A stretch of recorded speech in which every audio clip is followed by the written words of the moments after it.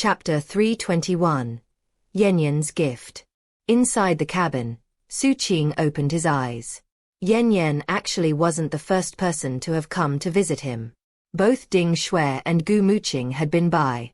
Xu Qing had been acting just the same as always, not giving any indication anything was different.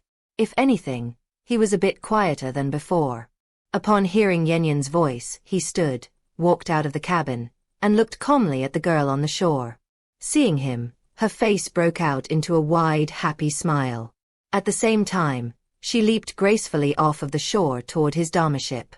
All she accomplished, though, was smacking into its defenses. A thump rang out, then she fell back to the shore. Climbing into a sitting position, she looked at Xu Qing with discouraged eyes that welled with tears. Gripping her garments tightly, she said, "You don't like me, big bro Xu Qing? Did I do something wrong? Just tell me, I can change." "Cut the act," Xu Qing said quietly. "What do you want?" The tears in her eyes vanished and a sly grin appeared on her face. Sticking her finger in her mouth, she bit it hard enough to draw blood. Something strange could be seen in her eyes as she sucked the blood. "I guess I can't fool you, big bro Xu Qing. But I actually love it when you look at me like that. I came to bring you a little gift."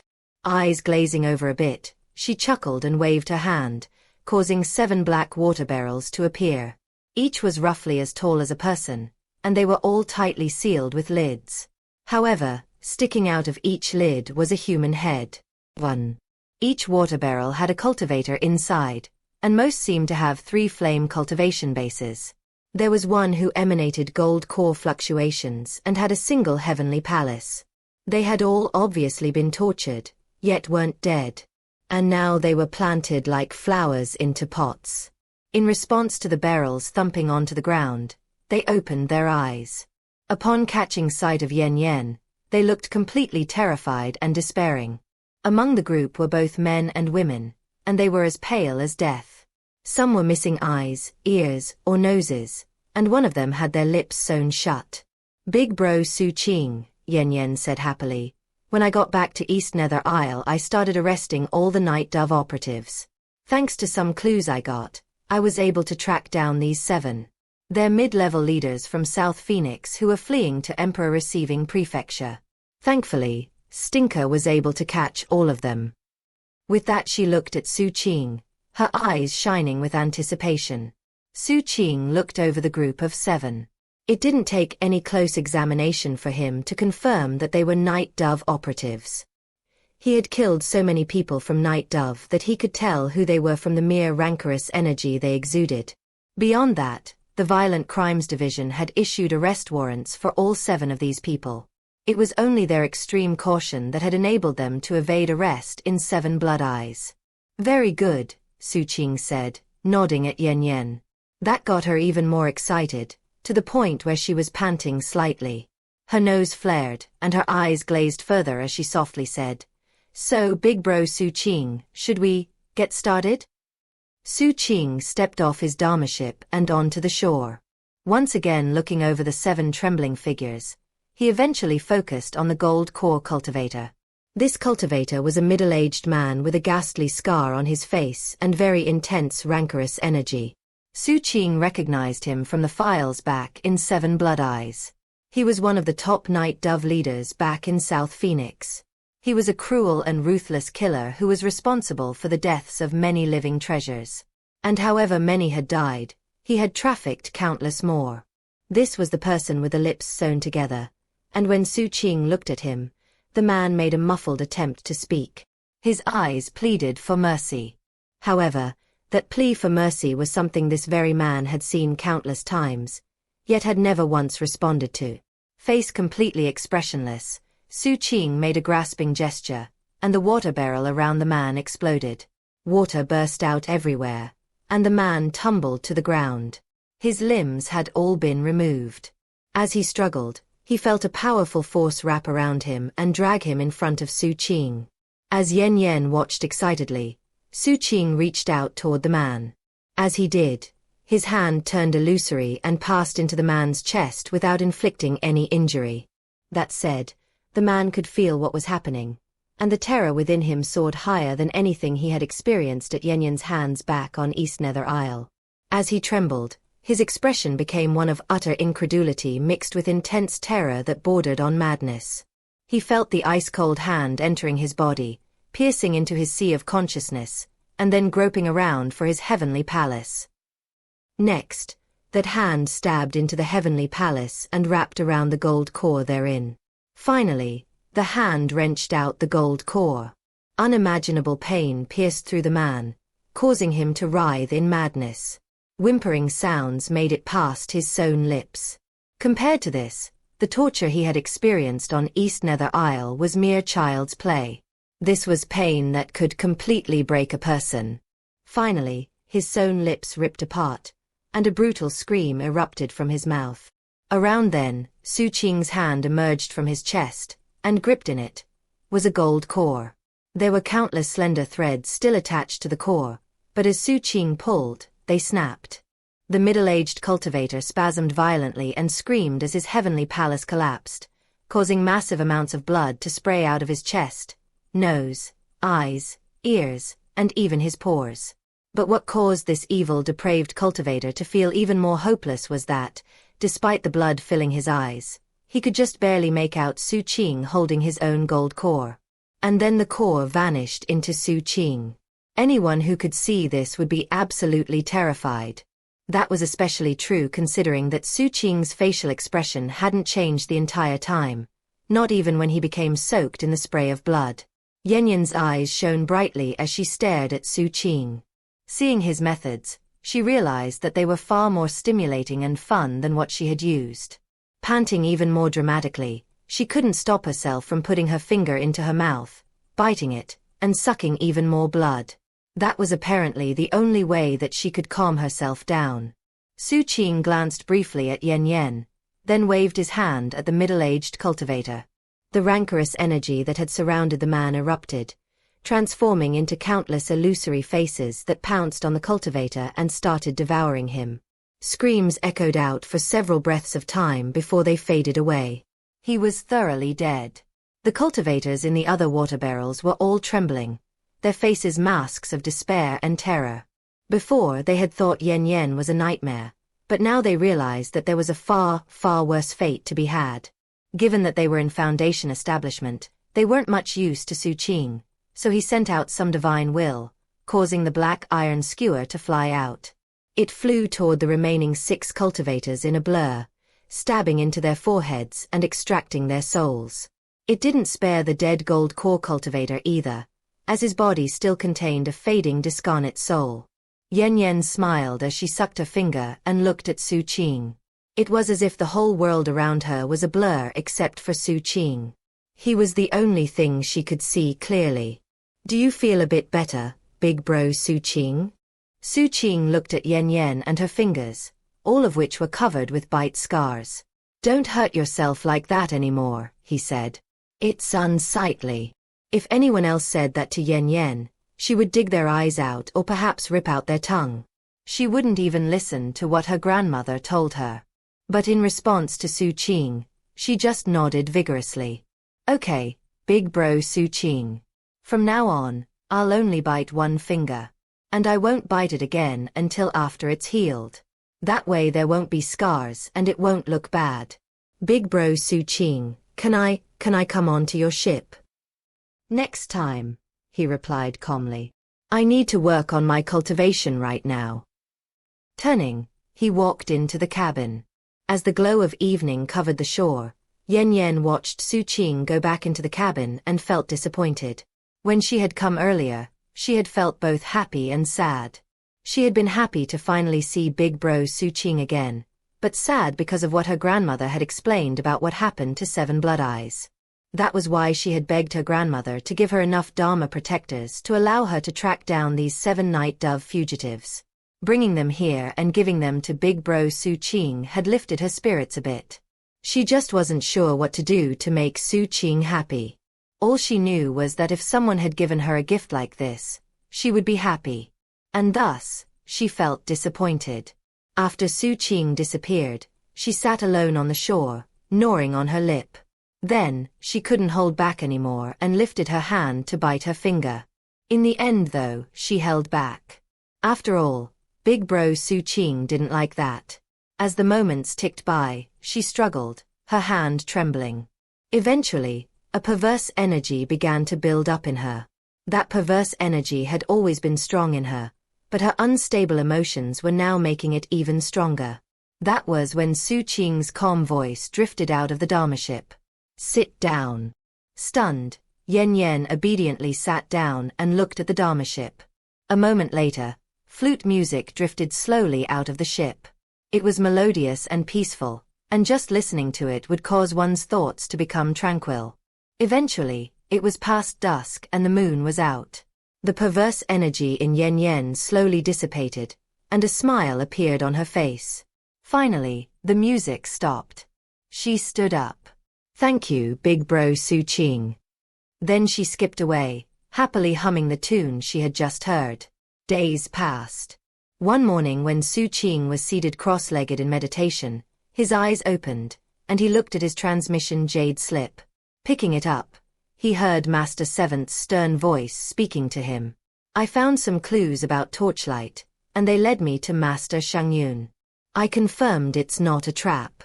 The coalition has authorized full use of force, and has posted a kill mission. Xu Qing, are you willing to come along?" Xu Qing looked up, his expression as cold as ice. Without hesitation, he replied, "I'm willing." 1. Presumably, these water barrels would look something like traditional Chinese water barrels made from clay or a similar substance. Like this. Chapter 322. Moonfall Gorge. There wasn't a cloud to be seen in the big, blue sky. The rays of dawn spread out, illuminating the entire 8-sect coalition megacity. A roar echoed out and terrifying shockwaves rolled through the sky as a huge black dracolizard flew out from the headquarters of 7 Blood Eyes. It had massive wings that sent gale force winds out in all directions and seemed capable of obscuring the sky. It started out only 300 meters in length, but as it flew into the dome of heaven, it rapidly grew larger. In the blink of an eye, it was 3,000 meters long, but it kept growing after that until it was over 6,000 meters. On the dracolizard's back were an array of numerous buildings, within which were a host of figures. Xu Qing was among them. This dracolizard was one of Master Seventh's 3 dreadnoughts. The other people gathered on it were the other 7 Blood Eyes disciples who had accepted the kill mission. Most of them weren't going on the mission because of any sense of camaraderie or friendship. Rather, it was for the very sizable mission reward. That was just how 7 Blood Eyes worked. Everything came down to matters of profit versus risk. In a chaotic world, risk could be ignored as long as there was enough profit to be had. On the tallest of the buildings, in the very front, Xu Qing stood with 2 other individuals. They were none other than Master Seventh and Sir Bloodsmelter. The wind whipped their robes and their eyes shone with frigid killing intent. The 2 of them were personally leading the 7 Blood Eyes forces on this mission. Flying through the air behind the dracolizard was the 6th peak in its fortress form. The massive mountain emanated a grim pressure that weighed down on the hearts and minds of anyone who laid eyes on it. Whether it was because of profit or because of feelings for Master Sixth, most disciples from the 6th peak had chosen to come. There were more coalition sects coming along. They included the Soaring Cloud Sword sect, the Dark Serenity sect, and the House of Gru Hunters. The patriarchs and matriarchs of those sects were also present. Beyond that, all 8 sects had their taboo treasures ready to use. As the taboo fluctuations rolled out, 9 enormous bronze swords flew out from the Soaring Cloud Sword sect. Patriarch Soaring Cloud and the sect leader led the way, bristling with killing intent. From the House of Gru Hunters came a 24,000-meter Gru eye that seemed to contain the cosmos within its gaze. Also within it were countless cultivators from the House of Gru Hunters. Even more impressive was the massive gravestone that rose up from the Dark Serenity sect. Blood-colored calligraphy on the gravestone made magical symbols that emanated a profound sensation of ancient time. Arch-Immortal Plumdark stood atop the gravestone, flanked by numerous disciples. As the 4 sects rose up into the air, a massive face appeared in the air, filling the sky as it looked off into the distance. It was none other than the president of the coalition. Our investigation has borne fruit. Torchlight has numerous secret sanctuaries in Emperor Receiving Prefecture. Most are mere facades, but we've identified 4 that are not. Today, the coalition will send 1 sect to each of those sanctuaries to kill all Torchlight cultivators there. Today, we avenge our fallen coalition comrades. All coalition taboo treasures are active and can be used in the fighting. The Swordsage Court has given us their full endorsement for this mission, and will be monitoring the situation. If Night Dove Superior appears again like he did before, then he will have a hard time avoiding catastrophe. What's more, the Swordsage Court has a way to counteract the light he produced with that box. With those things in mind, let the operation begin. As the president's words echoed out, the 4 sects sprang into motion, heading straight toward various teleportation portals that appeared in midair. 7 Blood Eyes was going to the location where Master Xianxia had been spotted. Given Sir Bloodsmelter's current status in the Senate, he had been able to pressure the Soaring Cloud Sword sect into giving 7 Blood Eyes the right to handle their former disciple. The persons responsible for Master Sixth's death were ultimately Night Dove and his lord. However, Master Xianxia and his father, Chu Tianquan, were also dangerous threats, and thus 7 Blood Eyes wanted to focus on them. Master Xianxia had been tracked down to the Young Arbiter sect. After the Young Arbiter sect and their dam were destroyed by the coalition, a secret deal had been brokered between the coalition and the Supreme Arbiter Immortal Society. That was why the Supreme Arbiter Immortal Society had never made a big fuss over the matter, and by extension, had tacitly approved. The Young Arbiter sect had been forced to swallow a bitter pill, and in the end, had no choice but to move to another location and try to rebuild their organization. In the end though, the Young Arbiter sect was essentially a subsidiary branch of the Supreme Arbiter Immortal Society. And thus, in order to placate the Young Arbiter sect, the Supreme Arbiter Immortal Society had increased their yearly disciple promotion quota. That meant the Young Arbiter sect was allowed to promote more disciples to the Supreme Arbiter Immortal Society than in the past. The Supreme Arbiter Immortal Society was different from most other sections. They didn't recruit disciples from the population at large, but rather, approved disciples based on predestined affinity. That was why Li Zimei had ultimately joined their numbers. Most of their new disciples came from the over 100 subsidiary branches that adhered to their sect. The number of disciples that could be promoted every year was based on how strong the subsidiary branch was.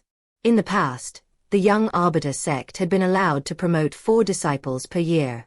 But now they could promote 8. That was a big change for the Young Arbiter sect. Countless mortals and cultivators in Emperor Receiving Prefecture longed to end up in the Supreme Arbiter Immortal Society. The best starting point for such people would be one of the subsidiary branches such as the Young Arbiter sect. After all, in Emperor Receiving Prefecture, the most powerful organization other than the Swordsage Court, the group that was the face of humankind, was of course the Supreme Arbiter Immortal Society. For unknown reasons, after Master Xianxia betrayed his sect, he was secretly recruited by the Young Arbiter sect. He changed his appearance as well as his name, and became one of their ordinary disciples.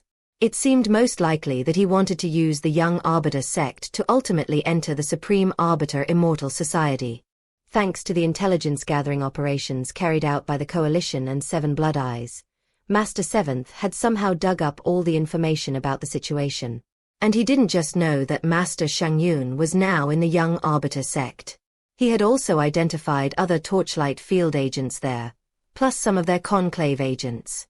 The only thing 7 Blood Eyes wasn't sure about was whether or not Night Dove and his lord would show up. Part of the purpose of the operation was to draw them out into the open. If they took action against any of the 4 coalition sects, then the coalition as a whole, plus the Swordsage Court, would step in. Of course, the coalition was the open threat, and the Swordsage Court was the hidden threat. The Swordsage Court was obviously very interested in Night Dove and his lord. Xu Qing was aware of all of this. Killing intent swirled in his eyes as the Dracolizard and the 6th Peak shot toward the huge teleportation portal. Teleportation light glittered and the sky-shattering roar of the Dracolizard echoed out. A moment later, the Dracolizard appeared above the moonfall plain. Moonfall Plain was in the far northeast of Emperor Receiving Prefecture, between the Supreme Arbiter Immortal Society and the northeastern tundra. It was a cold place, but the spirit energy was more than enough to sustain sects both small and large. In fact, there were several thousand sects there. On the edge of Moonfall Plain was a huge canyon called Moonfall Gorge. That was the location of the Young Arbiter sect.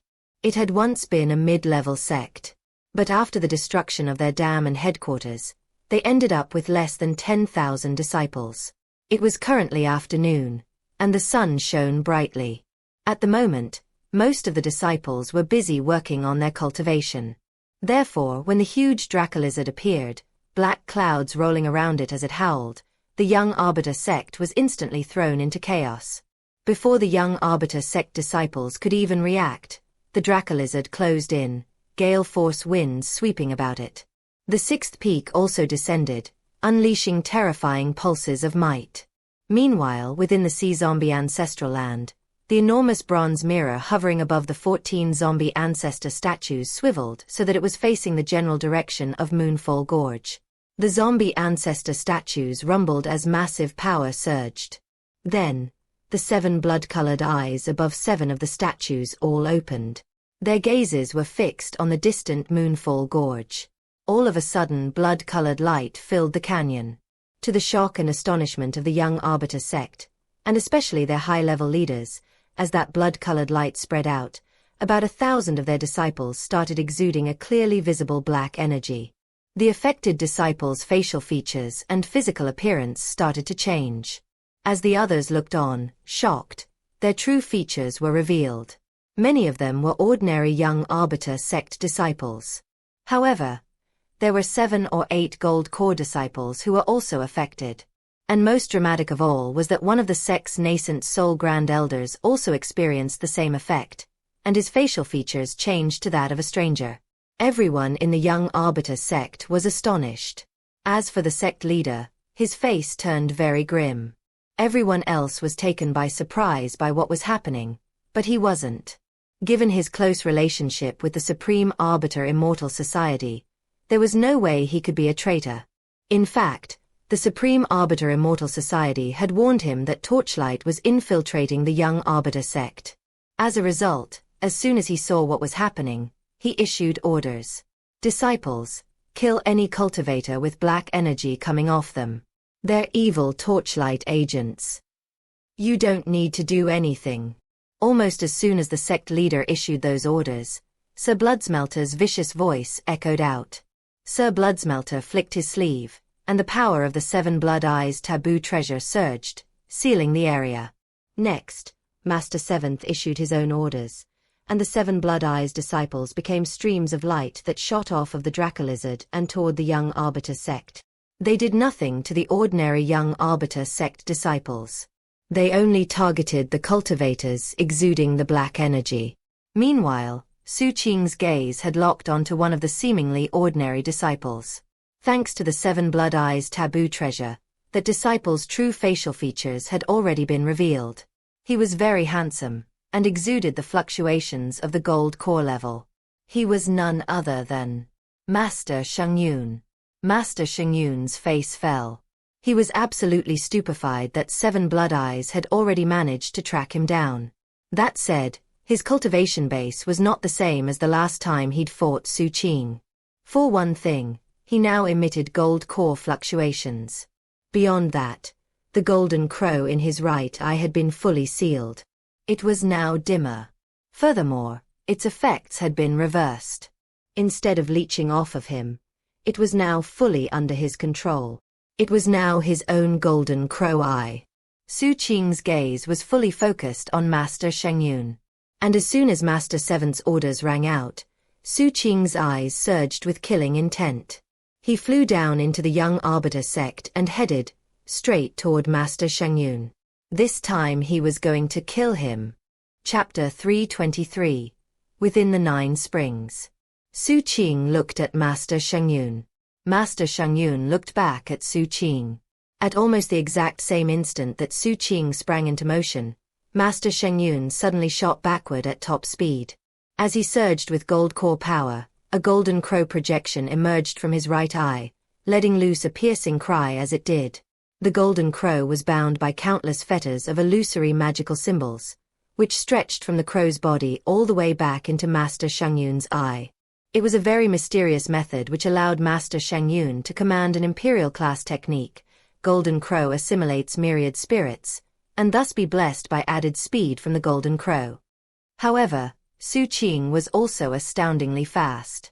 In the blink of an eye, he was in the young Arbiter sect and heading right toward Master Xiangyun. As the 7 Blood Eyes disciples charged with deadly force into the sect, intense rumbling sounds suddenly filled Moonfall Gorge. The ground shook violently, causing it to crack open.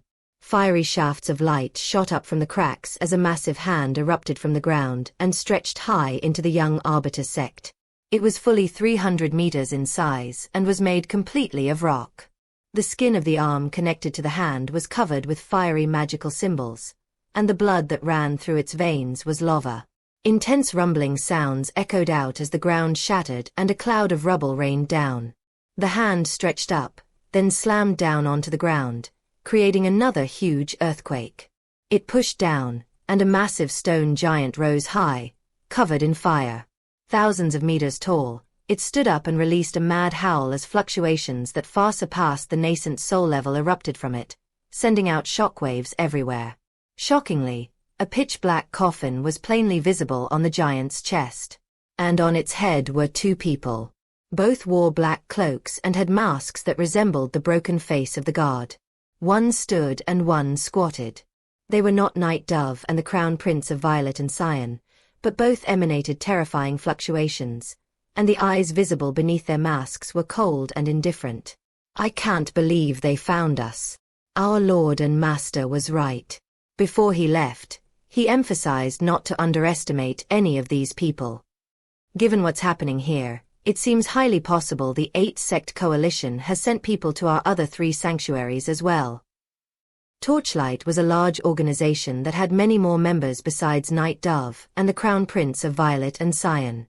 Their conclave agents were all illustrious people, although the vast majority of their membership was made up of field agents like Master Xiangyun. The field agents of Torchlight didn't qualify to be in the conclave, and thus couldn't wear the special masks. To qualify, one had to put on a blood-soaked performance and possess a nascent soul cultivation base at the minimum. These 2 were obviously Torchlight conclave agents assigned to Emperor-receiving prefecture. The moment they appeared in the open, Master Seventh's gaze locked onto them. The primary goal on this trip to root out Torchlight from the young Arbiter sect had already been met. It had been to force the conclave agents into the open. Master Seventh strode forward through the air directly toward the stone giant. As it glared back at him with eyes of madness, the 2 figures atop its head blurred as they launched attacks. When the 2 parties clashed, a massive boom rang out, and a tremor passed through the giant. Then its entire right arm collapsed and it staggered backward. Grim expressions appeared on the faces of the 2 masked agents. Master Seventh had single-handedly struck a blow so severe that it knocked 3 Spirit Trove enemies backward.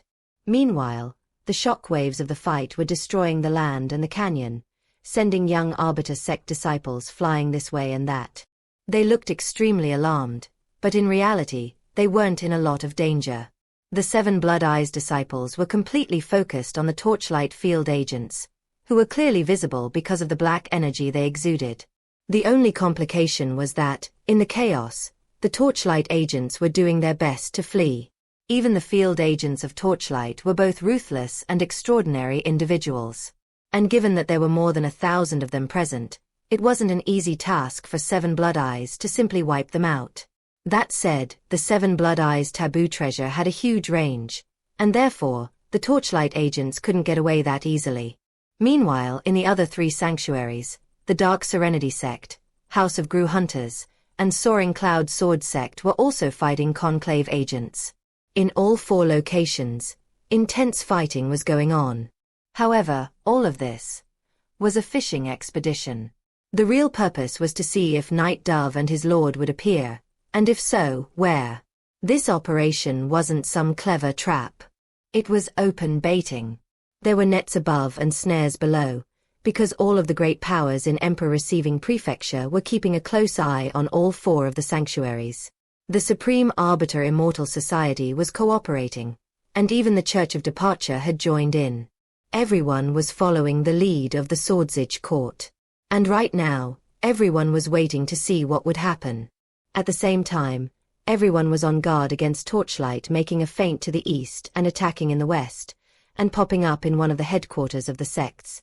Xu Qing had already started to unleash slaughter. His eyes radiated killing intent as he attacked. He wore his violet embroidered robe and had on his violet heaven's supreme limitless crown. His 2 heavenly palaces had manifested as 2 umbrellas above him, one with 7 colors, the other pitch black. His gold core cultivation base fluctuations were on full display. Behind him was a golden crow letting loose a piercing cry and surrounded by a sea of flames. Xu Qing looked absolutely ruthless.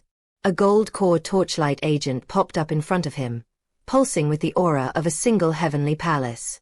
Xu Qing ignored his attack, and instead thrust out his hand, which was already illusory thanks to the Gruglum Dao seizing art. His hand pierced right into the man's sea of consciousness, through his heavenly palace, to his gold core. With one vicious move, Xu Qing ripped it out. After crushing and absorbing it, he moved on to a non-human chosen cultivator with 4 life flames. That chosen cultivator was famous among his people, but when Xu Qing hit him, he collapsed under a single blow, his body being shredded so badly he was unrecognizable. Not even looking at him, Xu Qing had the golden crow devour him, then shot forward. In his right hand was a dagger of balefire which he thrust toward a burly gold core cultivator with a single heavenly palace. As he neared, the burly man's face fell, and he backed up. Meanwhile, a 2-palace cultivator some distance away closed in at high speed. Xu Qing accelerated, reaching a speed even faster than before. In the blink of an eye, he was on top of the burly man. He slashed his dagger viciously through the air, and the burly man's head flew off. A moment later, the 2-palace cultivator arrived and let loose an attack. Xu Qing looked up, his eyes flickering with killing intent as his violet heaven's supreme limitless crown released fluctuations of defense, blocking the attack. Then he clenched his hand into a fist and launched a punch. Blood sprayed out of the 2-palace cultivator's mouth. His cultivation base was in the same level as Xu Qing, but his fleshly body wasn't close to being the same. As the golden crow let loose a piercing cry, the man tried to back up. He was too late. Xu Qing's expression was cold as he grabbed the 2-palace cultivator. In that moment of intense crisis, the 2-palace cultivator whipped out a life-saving item to defend himself. However, Xu Qing completely ignored that and launched a vicious attack with his head. 1 headbutt. 2. 3. He also released poisons, including his beetles, which had some of the power of the taboo poison pill. Almost instantly, the 2-palace cultivator's skin started to melt. And then Xu Qing's head slammed into him again. Blood sprayed everywhere along with a blood-curdling scream. Xu Qing's hand pierced into the 2-palace cultivator's sea of consciousness, and the heavenly palaces therein. He grabbed the man's gold cores, ripped them out, and then decapitated him. Then he continued across the battlefield at high speed. Any torchlight agents that got close to him died, regardless of the level of their cultivation base. After all, no one higher than the 3-palace level was there to stop him. Blood sprayed as his dagger lopped off heads. Before long, there were dozens of heads rolling on the ground behind him, with headless corpses toppling down next to them. It was very shocking and ghastly. Xu Qing radiated energy, blood, and a baleful aura that shocked anyone who saw him. Next in line was a 3-flame foundation establishment cultivator. When Xu Qing slammed into him, he exploded into a mist of gore. Xu Qing emerged from the gore like an Azura, not slowing down for even a moment as he cut down all torchlight field agents who got in his way. When Xu Qing spotted gold core enemies with 3 heavenly palaces, he avoided them. After all, there were 7 Blood Eyes elders present to handle them. The battlefield was full of chaos, but Xu Qing's gaze was devoid of chaos, and was fixed solely on Master Shengyun. Every move he made was ruthlessly efficient, and thus he pierced across the field of battle and closed in relentlessly. His killing intent grew even stronger. Meanwhile, Master Xiangyun's expression was unsightly as he continued to flee. Xu Qing closed in, his eyes wild, the golden crow behind him crying out loudly. As he neared, the golden crow suddenly seemed larger and more majestic. Rising high, it looked at everything below, then dove down. Xu Qing accelerated until he was only about 600 meters from Master Xiangyun. To a gold core cultivator, 600 meters was a distance that could be crossed in the shortest of moments.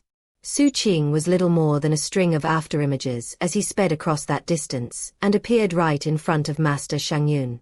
Master Xiangyun's face turned vicious. Knowing that flight wasn't an option, he tapped into the power of his heavenly palace. The golden crow behind him cried out as he performed an incantation gesture and shoved his hand in Xu Qing's direction. Countless beams of sword light shot out, creating a sea of swords. Xu Qing didn't bother looking at them. His fist blasted through the sea of swords and landed right on Master Xiangyun's chest. Master Xiangyun's defenses popped up to block the blow. As that happened, Xu Qing thought about Master Sixth dying. He thought about what happened in the rain that night. And though the person in front of him wasn't the crown prince of Violet and Cyan, it caused his killing intent to burn to new heights. And it needed an outlet. Eyes bloodshot, Xu Qing launched a second punch, then a third, a fourth, and a fifth. Each punch was stronger than the last. Each punch was backed by all of the power of his fleshly body and cultivation base. And they all contained some of his black beetles. Booms echoed out as Master Xiangyun staggered backward. He had defenses, but Xu Qing's successive fist strikes caused them to ripple and distort. The physical resonance created by the attacks still caused problems for him, and soon he was uncontrollably coughing up mouthfuls of blood. Xu Qing attacked like an unstoppable tempest, not giving any pause for rest. He summoned his heavenly saber and slashed it down. He tapped into the ninefold tsunami, sending wild walls of sea water forth. Master Xiangyun was visibly stunned. Finally, Xu Qing's eyes were completely bloodshot as he threw a final fist strike. At that point, the beetles had corroded Master Xiangyun's defenses enough that they were done for. Xu Qing's fist landed. The defenses exploded, and Xu Qing's fist hit Master Xiangyun's chest. It was the final fist strike of Within the Nine Springs. A tremor passed through Master Xiangyun, and blood sprayed out of his mouth along with a frenzied shriek. Then a series of booms rang out inside of him. His 121st Dharma aperture exploded. His 8th heavenly palace, still in its illusory state, shattered. One fist had struck a mighty blow. Chapter 324. Master Xiangyun. Dead. Things weren't over yet though. Xu Qing's eyes were crimson and full of mad killing intent as he pressed the attack. Meanwhile, booms rang out in the sky as Master Seventh, his expression grim and his killing intent raging, also fought fiercely to release the guilt in his heart. He had been racked with self-blame recently, frustrated that he hadn't calculated all of the possible outcomes that had ultimately led to Master Sixth's death. The only reason the tragedy had occurred was because he wasn't capable enough. The only reason things had turned out the way they had was that his battle prowess wasn't sufficient. He couldn't accept that. He couldn't allow it. And he most definitely could never allow something like that to happen again to someone he cared about. Therefore, his attacks burst with killing intent. And he didn't resort to any Daoist magics, as he didn't have the clarity of mind to focus on them. He used his fists to smash everything in his path. His every attack caused rumbling sounds to fill heaven and earth. The wind screamed and the air shattered. Every fist strike contained deceptive power, strength that could crush everything. His relentless attacks shocked the stone giant, who could do nothing but stagger backward and howl. The giant's eyes filled with pure terror at the terrifying nature of Master Seventh's battle prowess. As Master Seventh battered the giant, cracks spread out across its body. Its left arm shattered, and then both of its legs. Its torso crumbled, causing countless boulders to rain down onto the land below. The two conclave agents from Torchlight were visibly shocked, and their eyes radiated terror as blood oozed from their mouths. The masks covering their faces shattered, and they were already covered with serious wounds. Previously, most of the attack power had been absorbed by the giant, but with the giant gone, there was no question that these two were about to die. This is the great circle of spirit trove. They howled in panic as the giant collapsed, and then they simply turned and fled. Higher in the air was Sir Bloodsmelter, who looked down coldly at everything that was happening. With him in control, the battle was fairly one-sided. Right now, he was waiting to see if other Torchlight agents would come to the rescue, or if the agents present would somehow tap into even greater power than they had already. There was fighting going on, both in the air and on the ground. Moments before, killing intent raged in Xu Qing's eyes as he chased Master Xiangyun, who was coughing up blood like mad. Master Xiangyun's 121st Dharma aperture had exploded, and the 8th heavenly palace he had created was now gone, provoking a bitter laugh from him. His eyes were full of madness and malice as he glared at Xu Qing. He hated Xu Qing down to his bones. What was more, he was jealous. Completely and utterly jealous. In the past, he had been the #1 chosen in the coalition, and had enjoyed ultimate glory. His future prospects had been boundless. Outside of the sect, he shone like the sun, and inside the sect, he dominated an entire generation. But fate had not been fair to him. Despite his chosen status, despite his incredible good looks, instead of being born basking in the light, he had been cursed with a vile conjoined twin. He hadn't given up because of that, though. Despite the constant looks of contempt thrown at him during that time, he worked hard at his cultivation, struggling and fighting to progress. And in the end, he devoured his younger brother to become a whole person. After that, he fought hard to surpass all of his peers and reached the ultimate peak. It had been a long, bitter, and torturous struggle that only he could fully appreciate. During that time, he had come to realize that his grandfather's gaze contained not just anticipation, but also greed. However, there was no way for Master Xiangyun to refuse the life lamp which had been given him, half of it being a blessing, but half of it being a curse. What happened after that made him convinced that fate was heartless. He had reached dazzling heights of success in the coalition. As a result, he had believed that his fate would turn out good. Except, he only saw increased greed in the eyes of his grandfather. Master Xiangyun was no fool, but he had been forced to silently endure the situation. Except then his life lamp was stolen by Xu Qing, and he had been seriously injured. To some extent, that had been a relief. Except never in his wildest dreams could he have guessed that, in order to keep on living, he would have to be parasitized by the president's golden crow. In the end, it drove him closer and closer to the point of true madness. He had no way to defy his grandfather, so he could only hate Xu Qing. He had no way to defy the president, so he could only resent Xu Qing. What gives you the right to have light in your heart, Xu Qing? What gives you the right to live a life free of despair? We should die together. The thought filled him with rancorous malice. When all was said and done, he hated Xu Qing with the ultimate venom, and it was all due to envy. He envied the fact that Xu Qing ultimately did have light in his heart. He envied Xu Qing's 2 life lamps that belonged solely to him. He envied that Xu Qing didn't have to live in torment, yet had achieved the same results as he had. More than all of that, he envied that Xu Qing had a master who would go to great lengths to keep him safe, plus a patriarch who wasn't greedily plotting to use him. And most of all, he envied that scene which played out in the rain, and how Xu Qing had stood tall despite everything. That envy, in turn, became venomous malice. Master Xiangyun didn't care about his 121st Dharma aperture. He didn't care that he had reached the gold core level and formed that 8th heavenly palace. He didn't care that he was able to use the golden crow. Had any of that changed anything? The only way to come out on top is to become a god. Master Xiangyun's eyes blazed with madness as that thought filled his mind. All of his hopes had rested with Torchlight. And though 7 Blood Eyes had launched this surprise attack, forcing Master Xiangyun to cut many of his plans short, he still refused to lose his faith. Even though his 121st Dharma aperture had collapsed and he had lost that heavenly palace, he was still convinced that he was on the path to ultimate glory. But then Xu Qing closed in like a bolt of lightning, his fist clenched. Master Xiangyun smiled, and the madness in his eyes turned fiercer as he howled and met the incoming punch with his own fist. There was such a vast difference in battle prowess between the two that Master Xiangyun wasn't even close to being a match for Xu Qing. A tremor passed through him as his right arm exploded. Screaming, he tumbled backward. Yet he still fought back.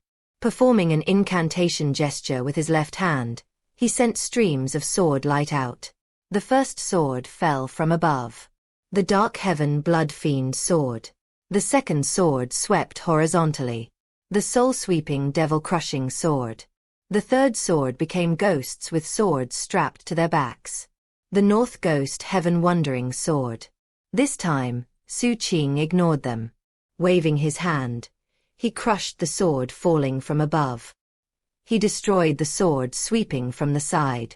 And before the 8 ghosts could draw the swords from their backs, they screamed as Xu Qing's energy smashed into them. Xu Qing's eyes raged with killing intent as he continued onward at the same speed and caught up with Master Xiangyun. Not giving his opponent any time to even think, he ignored all of his defenses and reached out with the Gruglum Dao seizing art. His hand became illusory and stabbed into Master Xiangyun's body. Master Xiangyun had already seen this happen once. He trembled as he tried to fight back, but it didn't do any good. Eyes wide with madness, he tried to headbutt Xu Qing. At the same time, Xu Qing's hand found the other heavenly palace in Master Xiangyun's sea of consciousness. When gold core cultivators formed their first heavenly palace, it started out illusory. What was more, the heavenly palaces they illuminated on their breakthrough determined the ultimate limit of their strength. As for their true battle prowess, it was actually formed by making the heavenly palaces corporeal. As for Master Xiangyun, his limit had been 8, but he had only managed to turn one of them corporeal. When Xu Qing's hand reached into him, it grabbed the only gold core he had in his single heavenly palace. He ripped it out. That gold core contained immeasurable rancorous energy, and it emanated extraordinary fluctuations. As soon as Xu Qing ripped it out, Master Xiangyun screamed in agony. The gold core came out into the open, trailing streams of blood. Master Xiangyun shook violently, howling in grief. Eyes filled with killing intent, Xu Qing crushed it. A thump rang out as the gold core turned into countless particles that swept into Xu Qing. At the same time, he ruthlessly headbutted Master Xiangyun. Master Xiangyun trembled as his face was smashed into a bloody pulp. And yet, he still raged with madness and aggression. All the blood splattered on Xu Qing's face came from Master Xiangyun. As for his eyes, they also contained a madness unique to him. The golden crow behind Xu Qing let loose a piercing cry as it viciously absorbed Master Xiangyun. Master Xiangyun laughed as a golden crow materialized behind him as well, only to be set upon by Xu Qing's golden crow. As the two crows snapped back and forth at each other, Xu Qing's eyes turned cold, and the killing intent in his heart reached the point where it had to be released. Grabbing Master Xiangyun by the hair, Xu Qing pulled his right hand back into a fist and punched him repeatedly in the chest. Each blow caused Master Xiangyun's body to collapse more and more. His soul crumpled, whereupon Patriarch Golden Vajra Warrior greedily started absorbing it. On the third punch, half of Master Xiangyun's body collapsed. When the fourth punch hit, Master Xiangyun screamed endlessly. Everything beneath his neck exploded into a cloud of blood, bones, and flesh that showered out in all directions. His soul was similarly destroyed. Only his head remained. Defiance, rage, and madness gleamed in his eyes. However, there was nothing to sustain him anymore, so his eyes faded. Master Xiangyun was dead. The ground was covered with gore. Master Xiangyun's golden crow had nothing to sustain it, and was incredibly weak. Xu Qing's golden crow devoured it in a single gulp. When that happened, Xu Qing's golden crow suddenly erupted with endless fire that swept over everything in the area. Its 10th tail finished forming, and then an 11th, 12th, and finally a 13th tail appeared. Xu Qing's imperial class technique, Golden Crow assimilates myriad spirits, had finally broken through to the second stage. Chapter 325. Experimental God Body. Upon breaking through, the Golden Crow grew to twice its previous size. Its pitch-black body made it look like some paragonic wild beast from antiquity. The flames that covered it were hot enough to immolate the earth, and it exuded black smoke that crystallized the dirt below. Just looking at it from a distance, it was obviously intensely hot. In fact, the air around it distorted, and the mere sparks that floated off of it contained shocking heat. Its eyes were completely lifelike, and also exuded incomparable ferocity and aggression. It was as if anyone the crow looked at, whether they existed in the 9 heavens or the 10 earths, would find it impossible to escape being devoured. Although that was only the feeling it imparted, it was enough that the Golden Crow was a shocking sight to everyone on the battlefield. That was especially true when it stretched out its wings and flapped them gracefully, causing the sea of flames on the ground to expand dramatically. Within that sea of flames was Xu Qing, his hair whipping around him. His bewitchingly beautiful face would cause anyone who looked at him to feel stunned, and the fire around him created the perfect contrast for his fierce aggression. Of course, there was more to the Golden Crow's breakthrough than external appearance. Xu Qing's battle prowess was improved. Now, the crow didn't provide a one-flame boost. Instead, it blessed his fleshly body with the equivalent of 6 flame power. That 6 flame blessing caused cracking sounds to ring out within him, and though it didn't change him in a way that was physically obvious, it completely transformed his bones, blood, and muscles. He was rising to a new life level. The flying Golden Crow cried out, then looked down at Xu Qing, its 13 tails streams of flame swirling around him like wings of fire. The Golden Crow's gaze caused all the fire to sweep towards Xu Qing, surrounding him, with the crow itself like an imperial crown on his head. With his 2 heavenly palaces, he was very eye-catching on the battlefield. Whether it was 7 Blood Eyes disciples or the Torchlight field agents, all of them were taken aback, and didn't dare get close to him. Xu Qing stood there silently. He looked down at Master Xiangyun's head in his own hands, whose eyes remained unclosed and staring out blankly. All of a sudden, Xu Qing got the sensation that something was off. Master Xiangyun was definitely dead. And his death made sense, considering the vast difference between 1 heavenly palace and 2. However, Master Xiangyun's father was nowhere to be seen. That was what didn't make sense. After all, the blood-soaked performance had been orchestrated by Chu Tianquan for the sake of Master Xiangyun. Yet now, when Master Xiangyun died, the father wasn't here. There was something unusual about the situation. What was more, Master Xiangyun had acted very strangely. He hadn't said a single thing during the entire fight, and his shouts and screams had seemed different than before. They were less piercing. That was not how Xu Qing remembered Master Xiangyun acting. Eyes narrowing, Xu Qing lifted Master Xiangyun's mangled and bloody head, then grabbed his jaw and ripped it off. Looking at it, his eyes suddenly glittered. There was no tongue in Master Xiangyun's mouth. The event which had struck Xu Qing most deeply about Master Xiangyun was when the Dark Spirit Ever-Will door had opened and a huge, noxious tongue had emerged. It was later that Xu Qing came to realize that when the door opened, it revealed what was in a person's heart. 1. Master Xiangyun's heart had contained that tongue. He had no idea if it was coincidence or not, but here was Master Xiangyun, dead and without a tongue. Suddenly, an intense rumbling sound filled the dome of heaven, accompanied by terrifying fluctuations. The sound came from the giant. It was at that moment that it couldn't stand up to Master Seventh's assault, and completely collapsed, sending boulders falling to the ground like rain and creating huge craters. Meanwhile, the black coffin which had been in the giant's chest was now fully revealed.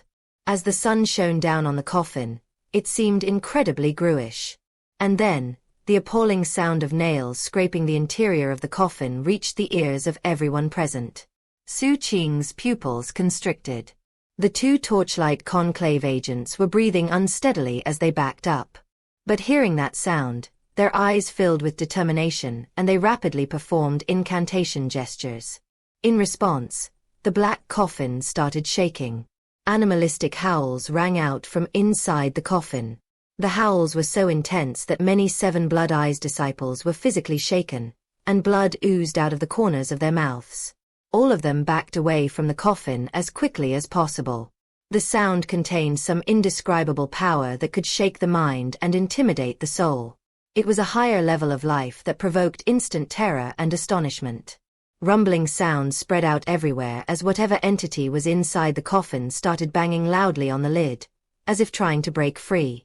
All Seven Blood Eyes disciples in the area were backing away. Master Seventh's eyes narrowed, and Sir Bloodsmelter's gaze shone brightly. As everyone watched, the banging on the lid grew louder and louder until the lid finally exploded. Debris showered down as shocking waves of godliness rolled out from the coffin. A terrifying pressure weighed down on everyone, while at the same time, wind screamed into the shape of a huge vortex.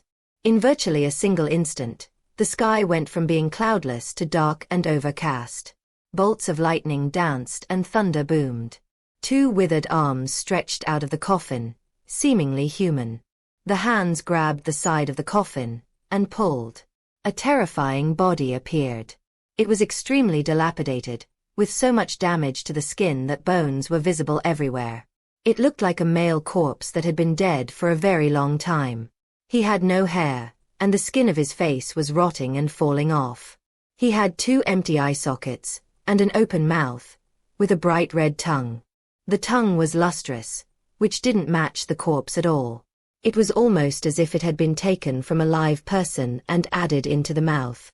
As the corpse rose, thunder crashed and lightning danced like silver snakes, creating stark illumination below. Terrifying fluctuations spread out from the corpse. Within his empty eye sockets burned mysterious flames. However, what really caused Xu Qing's eyes to narrow was the tongue. It appeared that the red tongue in the mouth of the corpse was the same tongue that was missing from Master Xiangyun. The corpse radiated horrific levels of godliness, such that the mysterious flames in his eyes had a golden tinge. That light and the eruption of godliness caused the mutagen in the area to surge wildly, influencing the sky. Black rain started to fall. This was like the presence of a god. The key was the word like, as this wasn't a true god. He just had godliness, that was all. The godliness on display was astounding, but this corpse was as different from a real god as fog was from ice. What was more, the fluctuations coming from the corpse were unstable, as if he might explode at any moment. Clearly, this corpse wasn't capable of sustaining that level of godliness. Xu Qing got the sensation that the corpse had been pieced together violently, creating a new, heretofore unheard of type of life. Just looking at him caused Xu Qing's eyes to sting. It was as if the corpse simply couldn't be looked at. He was very gruish. So this is what torchlight can do, Master Seventh murmured. The power of a god? I've been investigating this matter for a while now. Very impressive. Torchlight. You are trying to fabricate a god. Just as I suspected. You still have a long way to go though. Patriarch, Torchlight isn't going to be sending anyone else here today. We can carry out the rest of the plan. Let's capture this experimental god body and use it as a reserve power for our sect. At the same time as the words left Master Seventh's mouth, the corpse threw his head back and howled. Godliness erupted, causing the mutagen levels to soar. The power of the corpse's life level erupted, and he took a step forward, ignoring the threat of the Seven Blood Eyes taboo treasure. In the blink of an eye, the corpse was up in midair. However, Sir Bloodsmelter appeared right in front of the corpse. Innumerable blood-colored streams shot out from him, turning into a huge fist that smashed toward the corpse. Golden light flared in the eyes of the corpse, causing the air to ripple and distort. Sir Bloodsmelter's fist looked like it was about to hit the corpse. Except, it passed right through him, almost as if the corpse and Sir Bloodsmelter didn't exist in the same dimensional space. In the blink of an eye, Guru Eastnether appeared in midair. Obviously, she had been invisible and waiting this entire time. Right now, her eyes shone with disbelief. Sir Bloodsmelter, your son-in-law is right. Torchlight. is trying to fabricate a god. But they haven't succeeded yet. This thing they've created isn't strong enough, and they can't control it. Its mind has already been melted by the godliness. Eyes glittering, she extended her right hand and pushed down with great force. As countless streams flowed through her eyes, the area around the corpse collapsed.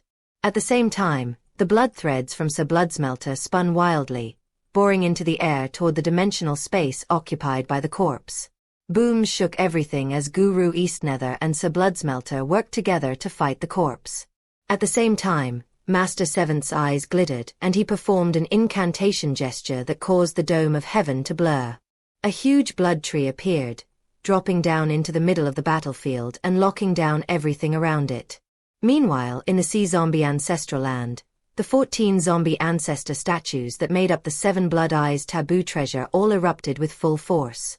The ancient mirror turned as red as blood, and even more astonishing, an additional 7 eyes appeared behind the existing 7 eyes. 14 eyes all opened, locking down onto the corpse on the battlefield. Then a red beam shot from the mirror, piercing through everything to land on the battlefield and once again seal it completely. The power of 2 taboo treasures violently shook the Torchlight field agents and the 2 Conclave agents. Blood sprayed out of their mouths as they were crushed on the spot. They were incapable of fighting back. This had been Master Seventh's plan all along. He didn't have just one goal for this fight. All of the time and painstaking effort he had spent investigating Torchlight had yielded clues. Based on those clues, he had guessed what Torchlight was planning to do in Emperor Receiving Prefecture. And that had led to this mission. If Torchlight showed up, then the Swordsage Court would step in. But Master Seventh had come to the conclusion that if Torchlight didn't send backup to this location, it would be because they left behind something very powerful that related to godliness. Getting that item would be a big help in understanding more about Torchlight. Going forward, it was obvious that Torchlight was going to be a mortal enemy. And thus, in the same manner that he had taken so much time to study the sea zombies, he would take plenty of time to understand more about Torchlight. As Master Seventh had once said to Xu Qing, a great era was coming, and chosen cultivators were proliferating. However, great eras didn't just pop into being overnight. It took hundreds of years for them to arrive. In fact, Master Seventh himself was one of the chosen cultivators. There wouldn't only be a handful of individuals who rose to spectacular heights. 1. The tongue emerged from the door in Chapter 326. Godly Power. Xu Qing looked up into the dome of heaven. Few people would notice the clues, but given what Xu Qing knew of the 7th Peak and Master Seventh, he had long since come to the realization that everything happening this day was playing out according to a complicated plan devised by his master. He had seen with his own eyes how much Master Seventh blamed himself for the death of Master Sixth, and thus, Xu Qing knew that what was happening today was simply his master probing Torchlight for more information. As Xu Qing was thinking about that, Master Seventh took action. Rocketing up into the sky, he joined Sir Bloodsmelter and Guru Eastnether. Using the power of the 7 Blood Eyes taboo treasure and the Soaring Cloud Sword Sect blood tree, they created a massive sealing power that settled down onto the corpse with his godliness. Master Seventh's goal was to capture this thing Torchlight had made, and use it as a research subject. With it, they could learn more about Torchlight, and also prepare a way to destroy the organization. As Master Seventh took action, Sir Bloodsmelter looked up and clasped hands to the sky. Thank you for your trouble, Swordsage Court. 7 Blood Eyes requests permission to handle this corpse on our own. After the fighting is over, we'll send 60% of its flesh and blood to you. Furthermore, we'll wait to hear back from you before doing our research. In response, a voice boomed like thunder. Request granted. Because the Swordsage Court had joined the mission along with the 8 sect coalition to provide assistance, it was required to get their permission before acting alone. Clearly, 7 Blood Eyes' actions, especially the way their plan had been carried out, had won the approval of the unseen watchers from the Swordsage Court. It wasn't just the Swordsage Court that approved. 7 Blood Eyes, despite being a relative newcomer to this part of the world, was acting admirably in the eyes of the major powers. Similar scenes were playing out in the other 3 sanctuaries.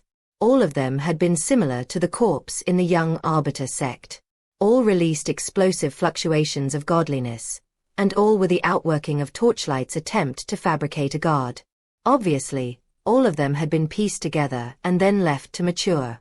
Unfortunately for them, the attack carried out by the 8-sect coalition interrupted that maturation process.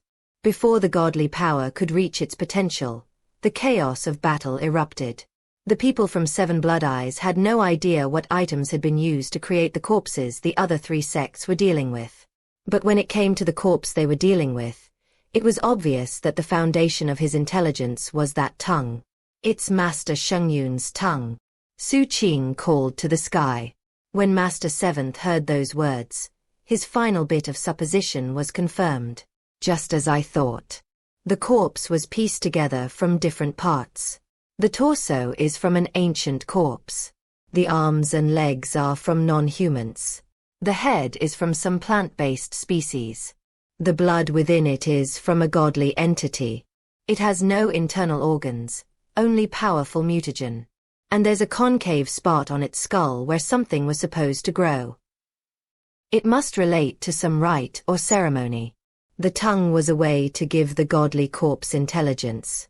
Later, Torchlight could have taken Master Shengyun's will and inserted it inside. And in that way, Master Shengyun would have had a new life. Was this an experiment of how to turn someone into a god? Sadly, its intelligence was its weakness. They failed in that regard, as the intelligence was destroyed by the godliness. And because of that, it lost any sense of will or identity. As Master 7th contemplated these things, the suppressed corpse released terrifying howls. He sensed that he was being restrained, and thus, the godliness within him erupted, creating wild, chaotic fluctuations that rolled out everywhere. This corpse was no god, but the powerful godly fluctuations had pushed him to a higher level of life. Because of that, this corpse was capable of unbelievable levels of strength. For example, though all he could do was howl, those howls caused wild colors to flash in heaven and earth, and distorted everything around him. It wasn't just the physical space around him that was affected. The surrounding 7 Blood Eyes disciples trembled visibly, and felt the impulse to drop to their knees in worship. They were unable to control themselves or resist the urge. They were like mortals who had run into some terrifying being, and couldn't control their own bodies. All the 7 Blood Eyes disciples in the canyon, as well as all the Young Arbiter sect disciples, collectively dropped to their knees, trembling. It was as if that was the only action that could allow them to think clearly. Even still, after they were on their knees, they still shook violently. What was more, mutations began to appear within the disciples. And those mutations made them start to look like the corpse. The corpse was the source of the mutation, as if it could force all living beings to transform into its own image. The only ones not forced to drop to their knees were Sir Bloodsmelter, Guru Eastnether, and Master 7th, and Xu Qing. Xu Qing also trembled, but he didn't drop down. He kept his chin up, and he stared at the corpse with raw killing intent. He had looked into the eyes of the broken face of the god, twice. To him, some paltry being pieced together with some bits of godliness wasn't something that could force him to bow his head. As for the mutations, they appeared on him, causing fleshy tentacles to start growing from his skin. But then the violet crystal within him glittered, and his shadow greedily began absorbing the mutagen. As a result, the mutations on Xu Qing quickly faded away. However, the effects of the corpse's godliness weren't limited to all that. As the godliness erupted and everyone struggled to resist it, the corpse threw his head back and howled. Trembling, he sloughed off the restraints binding him and shot up into the air. There, he looked down at everything below, extended his right hand, and pushed it down. That movement caused the ground to shake. Also, everyone present, including Master 7th, Sir Bloodsmelter, and Guru Eastnether, suddenly saw numerous images of themselves, superimposed on their bodies. They appeared to be images of those individuals' past and future. Collectively, they were like a book that a person could flip through to see everything about someone. It was bizarre to the extreme. In those image books, the scenes from the past were very clear, whereas the scenes from the future were blurry, as if the numerous possibilities they contained led to countless variations. However, those countless variations were now mixing together to form one image. And that image showed everyone in the valley dying. In every single image and every single book of images, everyone was dead, including Xu Qing. Xu Qing's mind spun and he trembled from head to toe. He could see his own past, and the countless futures stretching ahead of him. And one of those future images was being extracted by some indescribable force, and forced to be made a reality. It was an image of him dying. Of the corpse's power filling him and causing him to experience mutation and die. This was a power that surpassed Xu Qing's level of comprehension. However, he knew it was a moment of deadly crisis. Gritting his teeth viciously, he forced his right hand up and then waved it. Instantly, beetles flew out, thrumming with the power of the taboo poison pill. The moment they flew out, they landed on Xu Qing and started tearing into his skin. Xu Qing shivered as he began to rot away. Suddenly, the future image of him rotting to death started to interfere with the image of him dying from the power of the godliness. It created a force of resistance. The two images fought back and forth, changing position over and over again. So this is godliness, Master Seventh said, his eyes flickering with understanding. He also had to deal with the images of the future, and had come up with a similar method as Xu Qing to deal with them. By using another possible death, he replaced the future extracted by the godliness of the corpse. Patriarch, I have the godliness I needed to complete the first step of my plan. You may now continue with the sealing. The 7 blood eyes taboo treasure and the blood tree caused crushing power to fall onto the corpse. Master Seventh's hand flashed in an incantation gesture, causing clouds to spring forth. They took the shape of various wild beasts, each of which contained crushing power. More than 1,000 appeared, and as they superimposed with each other, they transformed into an astonishing black cat. This cat had no past or future, and was so huge it contained the corpse within its mass. Meanwhile, Sir Bloodsmelter sent out countless blood threads, each of which thrummed with terrifying fluctuations as it wrapped up the corpse. Those blood threads also lacked any past or future. As for Guru Eastnether, her eyes glittered as she waved her hand, causing a huge flag to appear in the sky. It was none other than the war banner of humankind. Most outsiders would assume that this item belonged to the coalition. But the truth was that it was Guru Eastnether's. She had only loaned it to 7 blood eyes to use in their various conflicts. The banner caused bright colors to flash and the wind to scream. 1. Among the numerous drops of blood that stained the war banner of humankind, there was one golden drop that shone with scintillating light. And then a finger emerged which pointed toward the corpse. The corpse trembled and howled, and his extended right hand couldn't stand up to the force. He wanted to escape, but was powerless to do so. He could only release his godliness. He was being suppressed by Master Seventh's black cat, wrapped up by Sir Bloodsmelter's blood threads, sealed by the 7 blood eyes taboo treasure, locked down by the blood tree, and crushed by the godliness from the war banner of humankind. He was being fully sealed.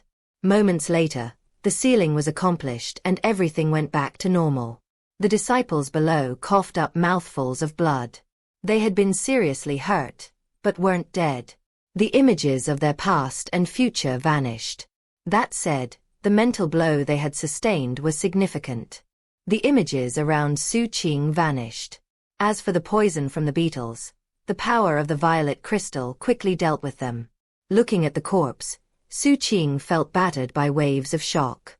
Is this a god? 1. The war banner of humankind previously appeared in chapters 122 and 219. Chapter 327. Slowly walking a long road. Similar fighting was going on in the other 3 sanctuaries.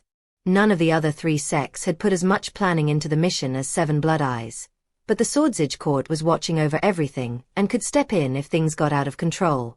None of the other 3 corpses were sealed. After being suppressed, The godliness and mutagen within them built up to such intense levels that the other corpses dissolved into ashes. The 8-sect coalition's mission was wrapping up. Meanwhile, in another prefecture in Xianxia County, on the main road that led into the heart of the prefecture, the Crown Prince of Violet and Cyan walked along, clad in a black cloak, wearing a mask that resembled the broken face of the god. Beneath the mask, his eyes didn't contain even a scrap of emotion. He didn't miss Emperor Receiving Prefecture in the least bit, not any more than he'd missed the continent of South Phoenix after leaving it. Walking respectfully behind him was Night Dove, Lord of the 5 subjects who volunteered to join the godification experiment, for were already discovered. One remains in hiding. No surprise there. I kept thorough notes regarding the powers used by the 4 experimental bodies, as well as their deficiencies. And I already sent that information to the 5th experiment subject. That should help with the next round of godification. Unfortunately, there was an unexpected turn of events. Night Dove hesitated to continue. "Go on," said the Crown Prince of Violet and Cyan, his voice just as calm as ever. It happened in the Young Arbiter sect sanctuary. 7 Blood Eyes realized what we're attempting to accomplish. Analyzing the situation as a whole, it seems that they planned everything to capture the experimental body. The body's self-destruct function failed and it was sealed. The mastermind behind the plot was that Master 7th. By this point, Night Dove was sweating a bit. He was the one who had made all the arrangements in the 4 sanctuaries. Although he had not expected the sanctuaries to be discovered so soon, he could accept how things turned out. At first. But for one of the experimental god bodies to have been sealed was not within the realm of what was acceptable. The Crown Prince of Violet and Cyan stopped walking. A long moment passed, and then he turned around and looked in the direction of Emperor Receiving Prefecture. Beneath his mask, his eyes were no longer calm. Instead, they glittered. "My lil bro's master, huh? He caught my attention last time. And now it seems more than ever that there's more to him than meets the eye. Sadly, we're done with Emperor Receiving Prefecture. Otherwise I might go have a chat with him." After another long moment passed, he looked away from Emperor Receiving Prefecture and continued on his way. If they got it, they got it. Consider it a gift to him for taking care of my lil bro. Besides, godliness isn't something that mortals can easily study or control. Night Dove breathed a sigh of relief as he hurried along after the Crown Prince. "Lord, what exactly is godliness?" "It's something from a different level of life," the Crown Prince replied calmly, "so I can't explain it.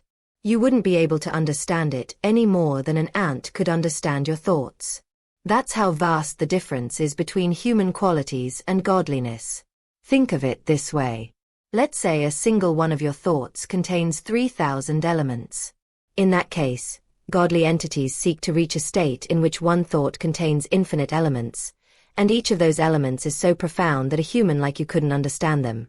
By reaching that level, or at least a certain point along the way, Hao would come to see you, not as a single entity, but as countless entities. Everything about you would be plain to see. Both your past and your future would exist in his eyes." The Crown Prince waved his hand, and countless images sprang into being around Night Dove. They included his past and his future, and there were so many that they blurred together to create something that would shatter the mind of a mortal who looked at it. The Crown Prince waved his hand again, and 7 or 8 of the images sprang to the forefront. They depicted Night Dove dying at the hands of different people. "Ha can change anything and everything about you.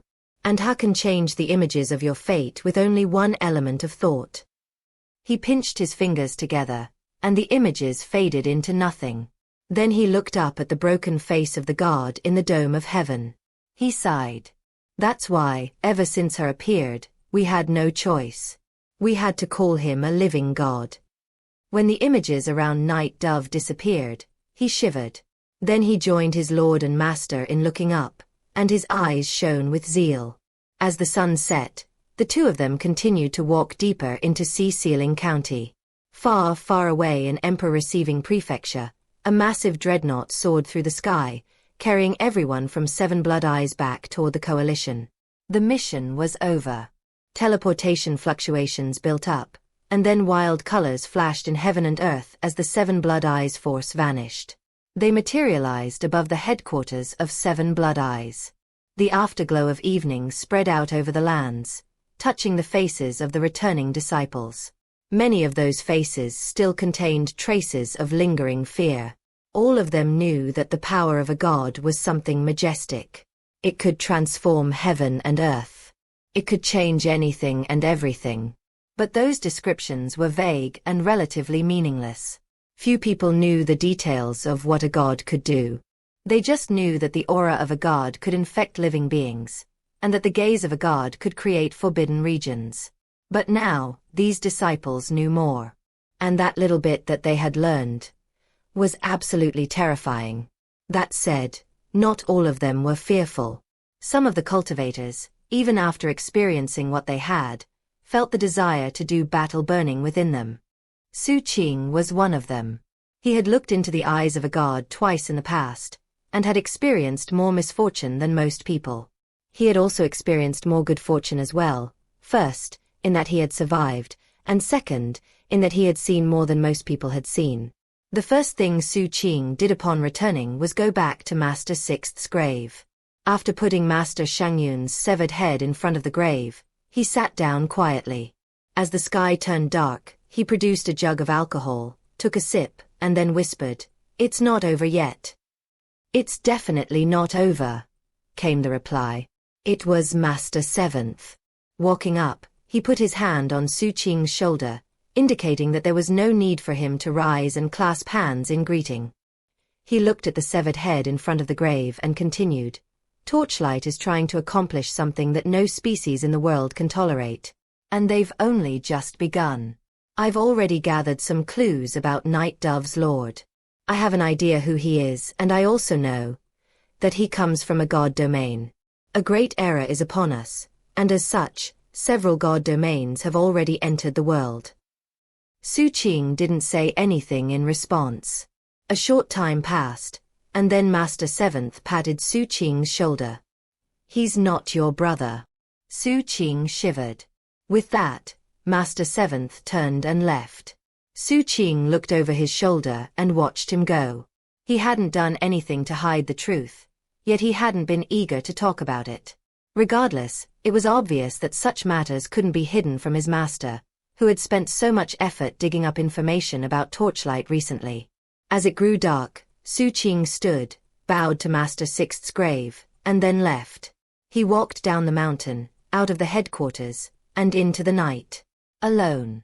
It was the 10th month, and the wind that blew off of the sea was cold. That said, Xu Qing didn't feel cold.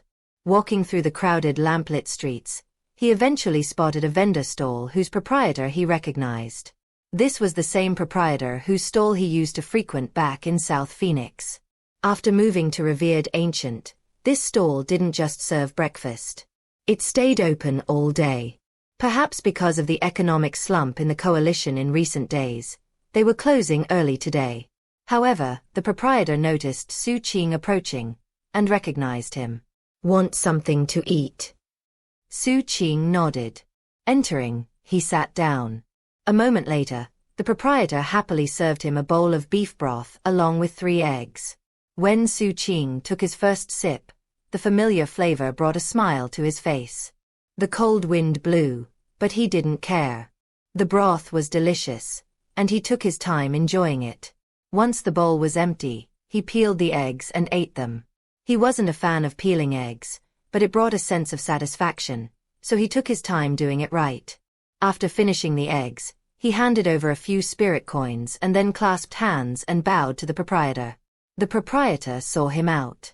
Xu Qing headed back to his berth. Life goes on. There's no need to get anxious. Master Xiangyun was only the first. He looked up at the bright moon, his eyes shining. Then he entered the cabin of his dharmaship and sat down to meditate. He had killed Master Xiangyun and devoured the other golden crow. As a result, Xu Qing's golden crow rose to the 2nd stage, giving him battle prowess equivalent to an additional heavenly palace. Because of that, though he only had 2 palaces which were corporeal, he actually could unleash 3 palace battle prowess. If you included all of his other assets, he would count as totally dominant among 3 palace cultivators. And if he used the power of the taboo poison pill, and the defensive abilities of the supreme limitless crown, then he would be able to hold his own for a good amount of time against a 4-palace enemy, probably long enough for the enemy to succumb to the poison. I still need to work harder though. I have to turn my 3rd heavenly palace corporeal. Inspecting himself, he found that after using the Gruglum Dao seizing art to take the gold cores of so many enemies, his 3rd heavenly palace was now about halfway to being corporeal. Although that didn't seem like very fast progress, compared to other gold core cultivators, he was making rapid headway. Obviously, Master Sheng Yun had also benefited from some destined opportunity that gave him similar rapid progress. Thankfully, the scraps of wool left behind in the gold cores Xu Qing had taken weren't able to do anything to him, thanks to the image of the Ghost Emperor Mountain in his sea of consciousness. Time slipped by slowly but surely. Eventually, a month had gone by. During that time, the coalition was finally able to put all the chaos of the catastrophe behind them. They also intensified recruitment efforts to replenish all of the sects. 7 Blood Eyes' position grew stronger during that time. The reason was related to East Nether Isle. It was not that Guru Eastnether had agreed to join the coalition. Rather, she had accepted Sir Bloodsmelter's invitation for her to accept the title of Honorary Matriarch in 7 Blood Eyes. With her, 7 Blood Eyes was far stronger than before. Add in the Blood Tree taboo treasure, and it meant that 7 Blood Eyes' position in the coalition was much higher. 1. Everything was going well. Xu Qing had pushed his 3rd heavenly palace to the point of being 80% corporeal. He had stabilized his emotions as well, having thought through all the matters he had to deal with. Patriarch Golden Vajra Warrior and the Shadow were pushing themselves to the limit to reach breakthroughs. Around this time, something big happened in the coalition. And it happened in the Dark Serenity sect. Specifically, it was in the pocket dimension where the demon snake was impaled. It happened early one morning. With no warning whatsoever, a shocking howl rocked the entire coalition as the demon snake's soul woke up. One reason it woke up was because of pure irritation. The other reason was that one of the teeth in the skeletal snake's mouth was somehow broken off. The culprit was caught red-handed, and it was none other than Wu Jianwu from 7 Blood Eyes. Reportedly, at the moment he was arrested, he was right in front of the demon snake, reciting some poetry. Even though the culprit was apprehended, the stolen item was never recovered. Xu Qing was having some soup at the vendor stall when he heard the news. Yan Yan sat next to him, looking very much like his wife as she peeled an egg for him. Ooh. Moments later, Xu Qing put down the soup spoon and looked up to find someone hurrying toward him. It was the captain. After sitting down, his gaze darted back and forth guiltily as he scanned the area. Taking another sip of soup, Xu Qing said, "What's with the facial expression, Captain? Have you been up to more misdeeds?" The captain cleared his throat somberly. "Watch your tongue, little Ah Qing. It's cold today, so I got a bit of a chill, that's all. Say, do you happen to remember me mentioning a really big plan I was working on? I'm getting ready to head out of the sect for that very plan. Do you two feel like coming along?" 1. The word patriarch/matriarch in Chinese is actually gender neutral, so this doesn't imply any sort of romantic relationship or marriage arrangement. It just means she has a very high honorary position in the sect. In Chinese, the word I'm translating as honorary has a more complicated meaning. Here are some more detailed dictionary definitions. A person from one feudal state serving in the court of another, and person assigned work at a place on a temporary basis or as a guest. Backhand index pointing left. 2. The egg peeling thing strikes a chord with me. Both Madam Deathblade and I love quail eggs, especially hard-boiled and served in hot pot. However, I don't love them enough to want to go to the trouble of peeling them at home. So what happens a lot is that MDB will say something like, "Do you want some quail eggs?" And my response will be, "Sure, as long as I don't have to peel them." That said, I don't mind peeling my own chicken eggs, assuming they've been boiled properly and the shells come off easily. Come to think of it, I feel like I peel the chicken eggs for her and she peels the quail eggs for me. HM. Chapter 328. My Precious Garments. Come along, little Xu Qing. Elder brother is going to take you to do something really big. As the captain talked, he kept looking around furtively. Xu Qing shook his head. I'm not going. Huh? Why?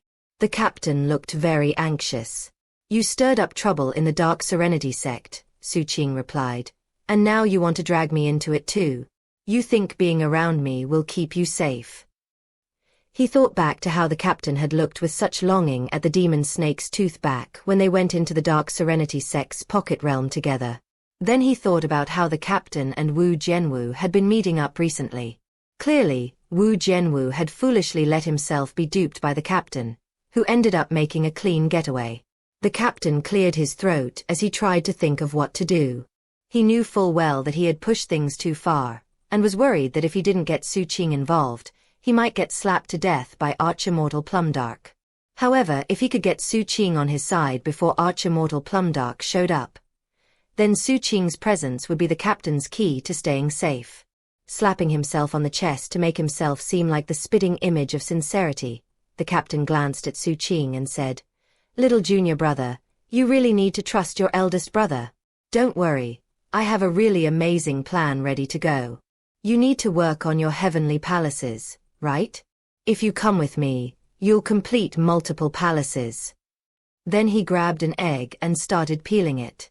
Xu Qing's expression was the same as ever as he continued to sip his broth. Off to the side, Yan Yan had a curious look on her face as she looked at the captain. However, she didn't forget about the egg she was peeling. After it was done, she put it in Xu Qing's bowl and flashed a sweet smile. The captain wasn't very happy to see that. Looking down at the egg in his own hands, he thought about how great it would be to have someone peel his eggs for him. Little Xu Qing, sometimes I wonder if you're even human. Xu Qing sipped some more soup. Captain, people from the Dark Serenity sect are going to show up soon, don't you think? The captain's eyebrows shot up. There's no human who looks like you. Not one. Haven't you noticed? The older you get, the more demonic you look. I remember hearing about some mysterious species that's like that. I'd say it's highly likely you're actually a lost member of that species. As it turns out, little Xu Qing, I'm actually a bit of an expert on that species. Want to hear more about them? No, Xu Qing finished his soup and ate another egg. He actually felt great at the moment, and wasn't affected at all by the captain's nonsense. The captain was getting very anxious by now. Given how stubborn Xu Qing was being, he decided to resort to a trump card. Deputy Director Xu, you owe me 2 million spirit stones. Actually, elder brother, I have a few jade slips here that are probably worth that much. With that, he took out a jade slip that had images of the captain dressed as third princess. Yan Yan, the captain said, I really don't think you should join Seven Blood Eyes. You listen to me. Join the Dark Serenity sect. Based on what I know of little Xu Qing, he has deep feelings for that place. Yan Yan's eyes glittered. Meanwhile, Xu Qing sighed inside. It was becoming obvious that the captain's guilty conscience was troubling him so deeply that he would stop at nothing to get Xu Qing's help. Looking profoundly wronged, the captain said, I know you've grown up, little Xu Qing, but have you really forgotten about everything your elder brother has done for you? I'm your superior officer. I'm your eldest brother. For your sake, I angrily rebuked Master. I even told you about Master's weaknesses. I've spilled blood for you. I've been your fall guy. I visited your hometown. We've bathed together. We've hung out together. As the captain went on and on, Yan Yan's eyes went wide, and she looked dubiously back and forth between him and Xu Qing. Finally, Xu Qing reached into his robe and took out an apple which he handed to the captain. As the captain's eyebrows shot up, Xu Qing took out a discount card for the Immortal Hot Spring and slid it over. The captain hesitated. 30% off. Xu Qing said, looking at the captain. The captain looked at the card but didn't take it. Are you coming or not? Xu Qing sighed. He really didn't want to go with the captain, but given all the arguments he had made. Xu Qing finally nodded. A smile broke out on the captain's face. Quickly taking the apple and the discount card, he lowered his voice and said, "Good decision, junior brother. Now, this time I'm being completely serious. I have a major plan. Yan, you're coming with us." Yan's eyes lit up and she nodded. "Come on, let's get out of here. If it gets too late, we won't have a chance. We'll take your Dharma ship, little Qing." Rising, the captain urged them out of the vendor stall. Xu Qing produced his Dharma ship, and the captain immediately jumped onto the deck. Xu Qing joined him. Yan was about to follow when Xu Qing looked back at her. Yan immediately pointed at the captain. "He said for me to come along." "We need Yan," the captain explained. "She understands women, and that will make this big plan go a lot smoother." Xu Qing frowned but didn't say anything. Yan jumped onto the Dharma ship. With the captain urging him, Xu Qing performed an incantation gesture that caused the Dharma ship to rumble to life. Then they shot out of 7 blood eyes. About 30 breaths of time after they left, Immortal Plumdark appeared in midair, her expression cold. She took a step in the direction of the vanishing Dharma ship, but then stopped and thought back to how morose Xu Qing had been acting lately. "If you need to blow off some steam, fine. In any case, the little punk might be gone, but the old codger is still around." Immortal Plumdark let out a cold harumph and then stormed into the 7 Blood Eyes headquarters. Shortly thereafter, the enraged voice of Master Seventh echoed out from the mountain. "Chen Erniu, you think you're hot stuff? Don't show your face back here again. If you do, I'll break your legs." His voice was so loud that, despite being so far away, Xu Qing heard him. He looked over at the captain. The captain was looking very pleased with himself, but when Xu Qing looked at him, he cleared his throat. "The old man is secretly telling me to stay away for a while. AI. Master really does love me." "He seems pretty serious this time," Xu Qing replied.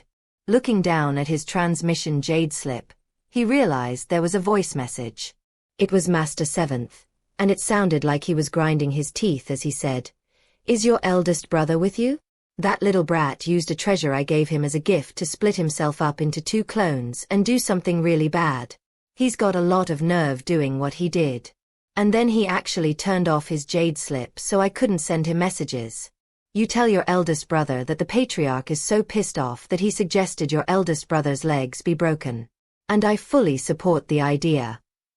The captain couldn't hear the message, as it was sent directly into Xu Qing's mind.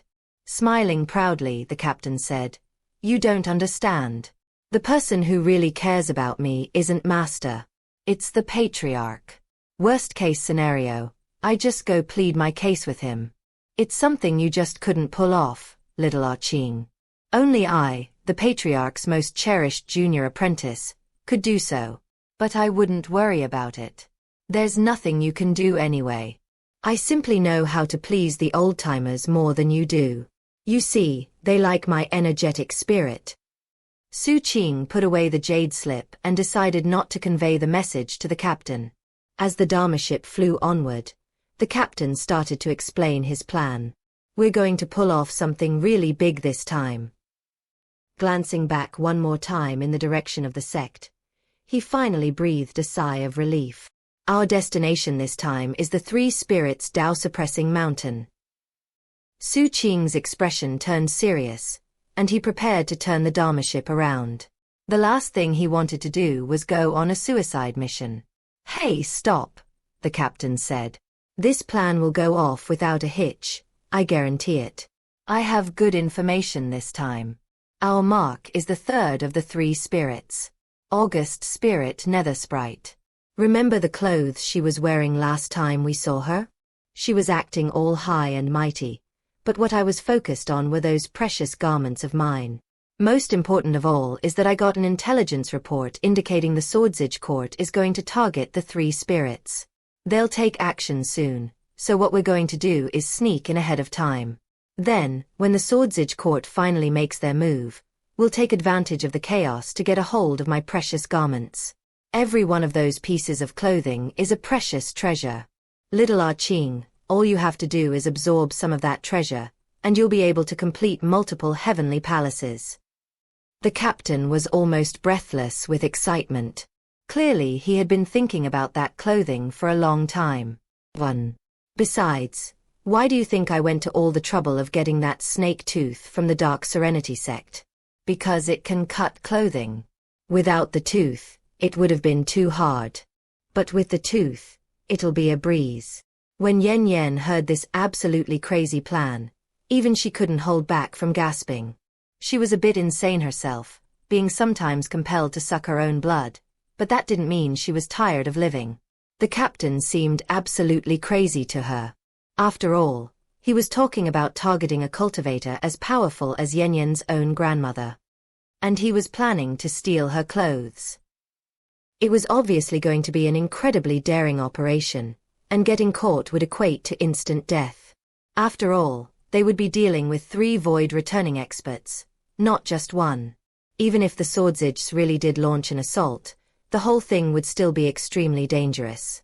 Yan Yan did understand women, and she knew that they often loved their own clothing more than anything else.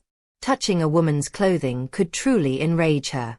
But then Yan Yan noticed the thoughtful look on Xu Qing's face, and she blinked a few times and held her tongue. After some thought and analysis, Xu Qing decided that it wasn't a bad idea. However, he still had some reservations, so he said, "I'm willing to give it a shot.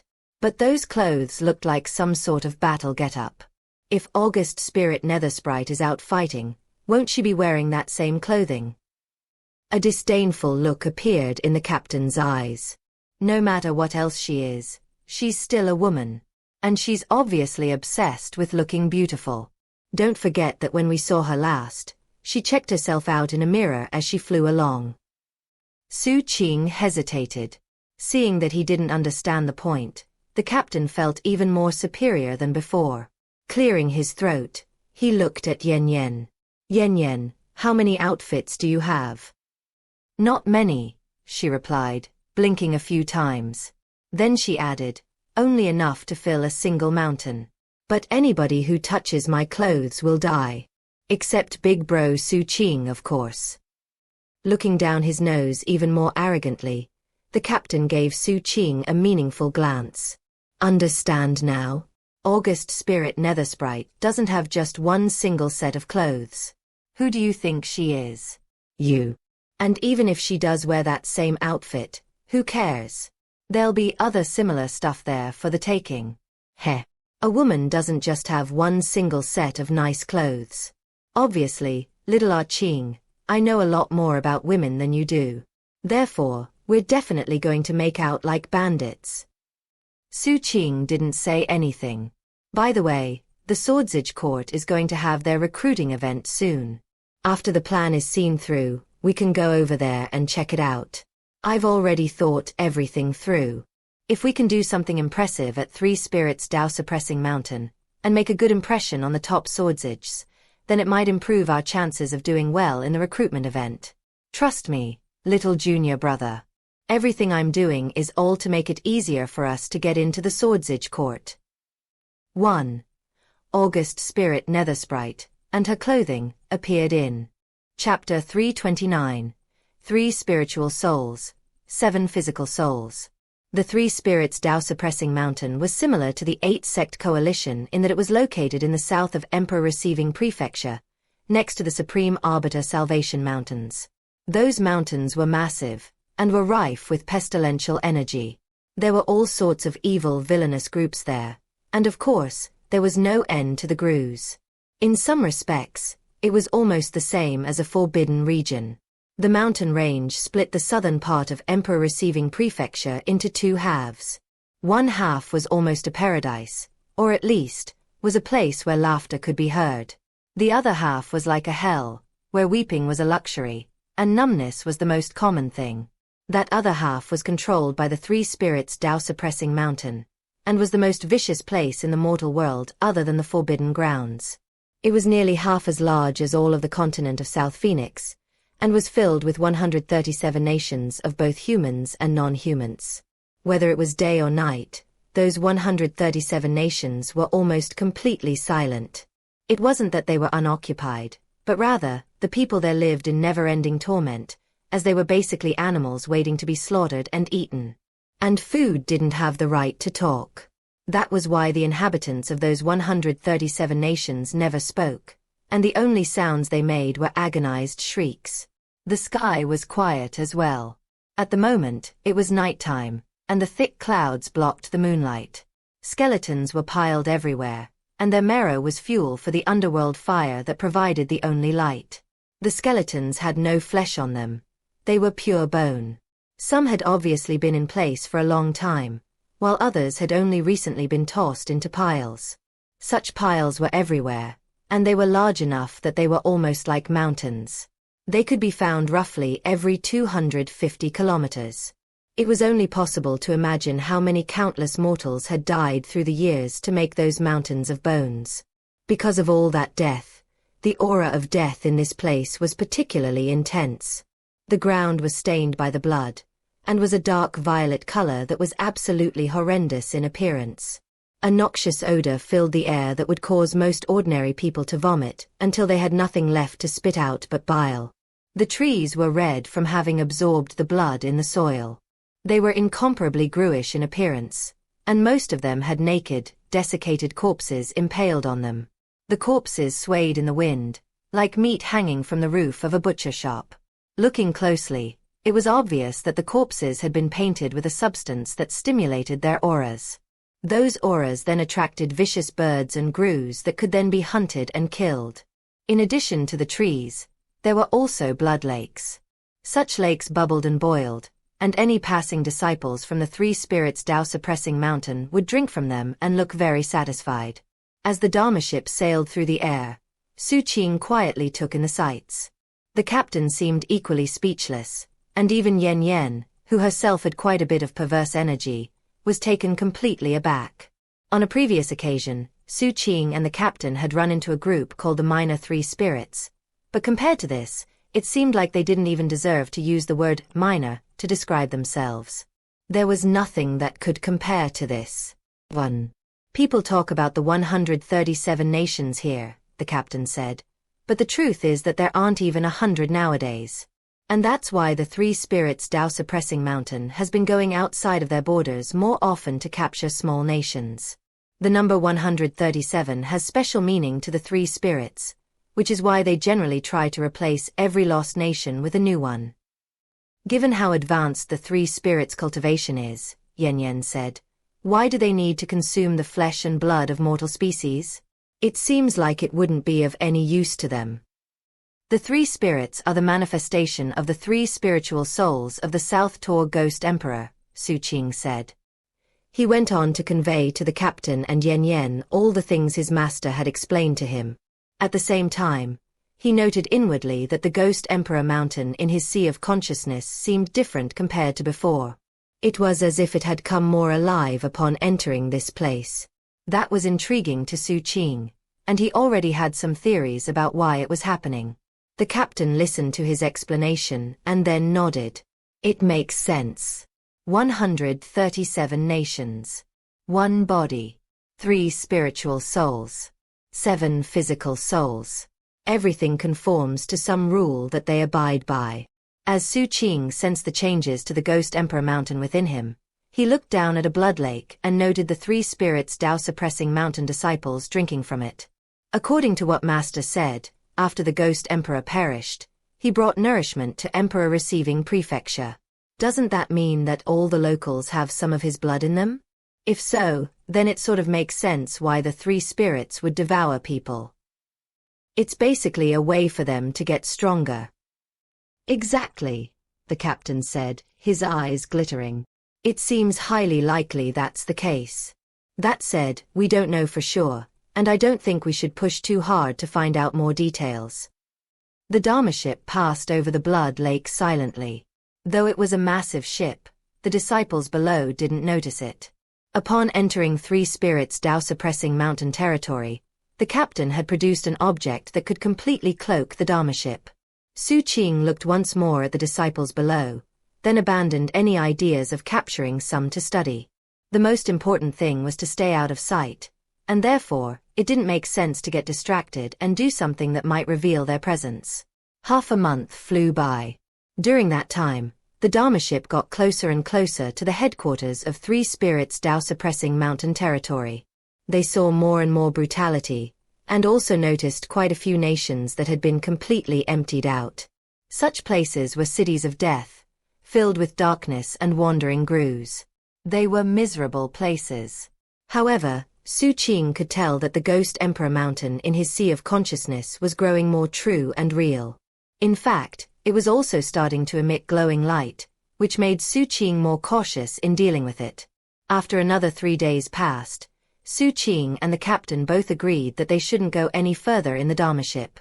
It was just too big, and even with the captain's cloaking device, they weren't confident it could go further without being noticed. Yan had been behaving perfectly during the journey.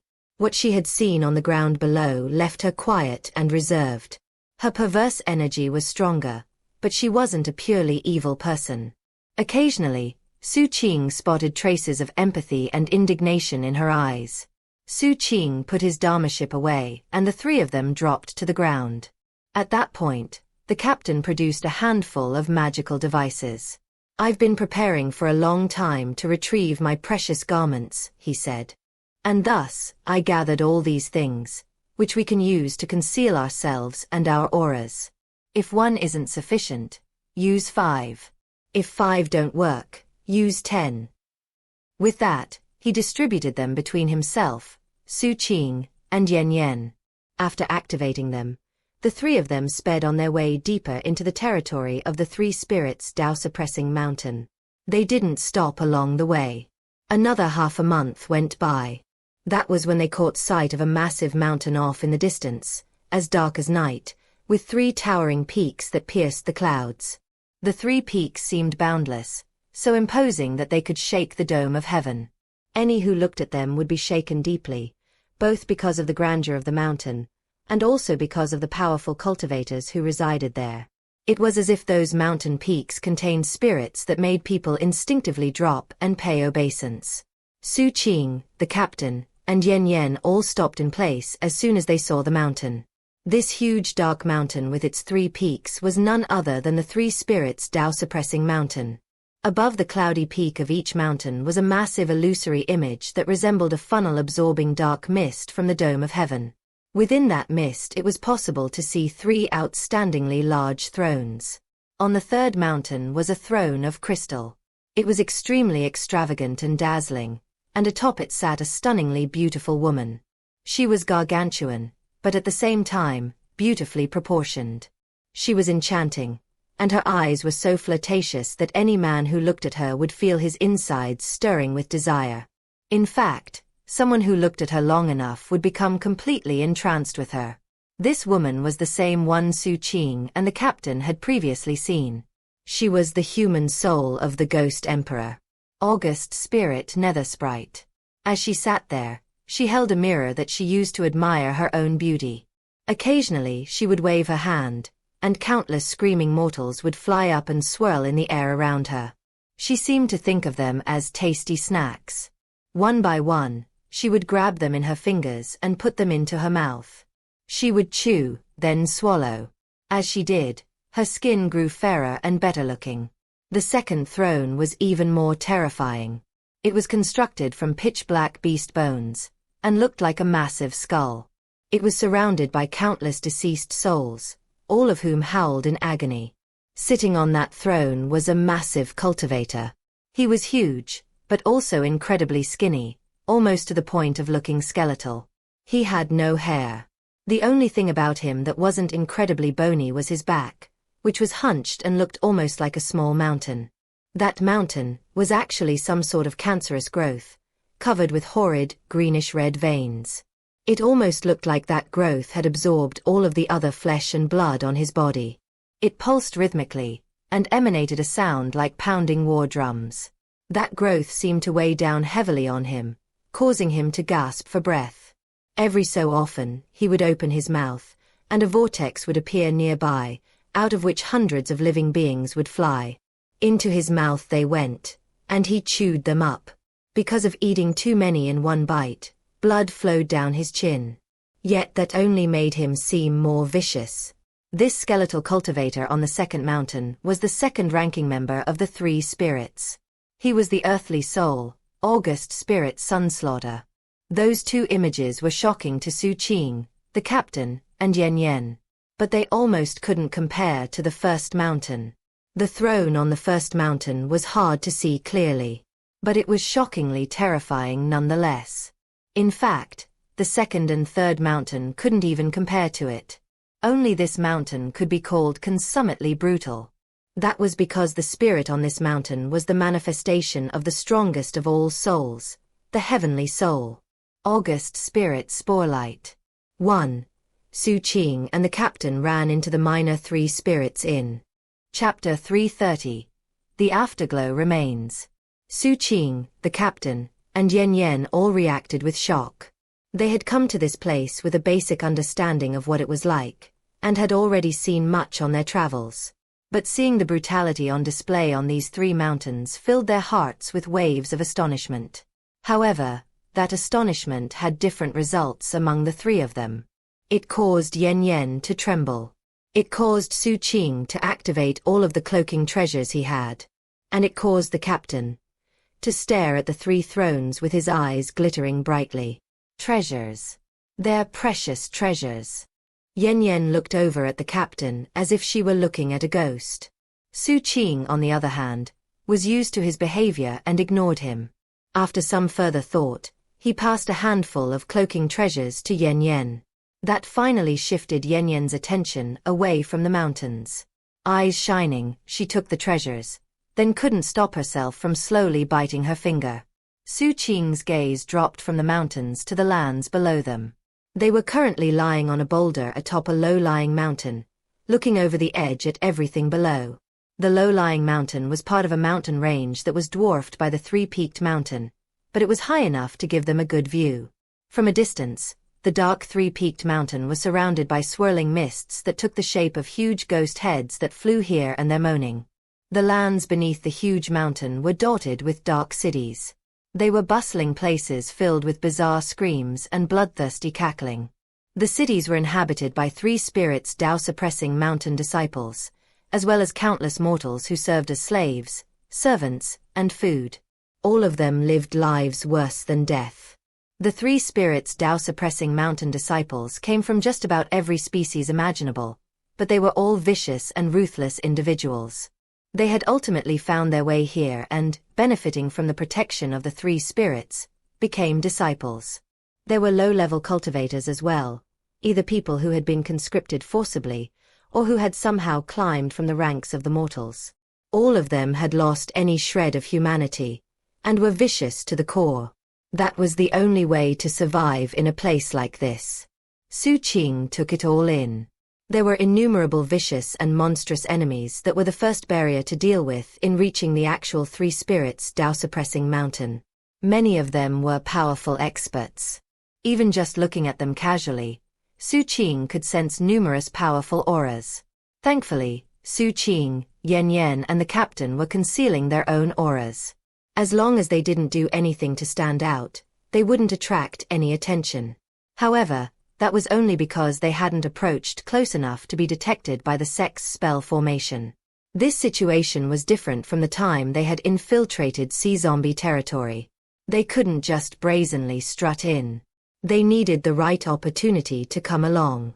It's not going to be easy to get in there, Xu Qing said.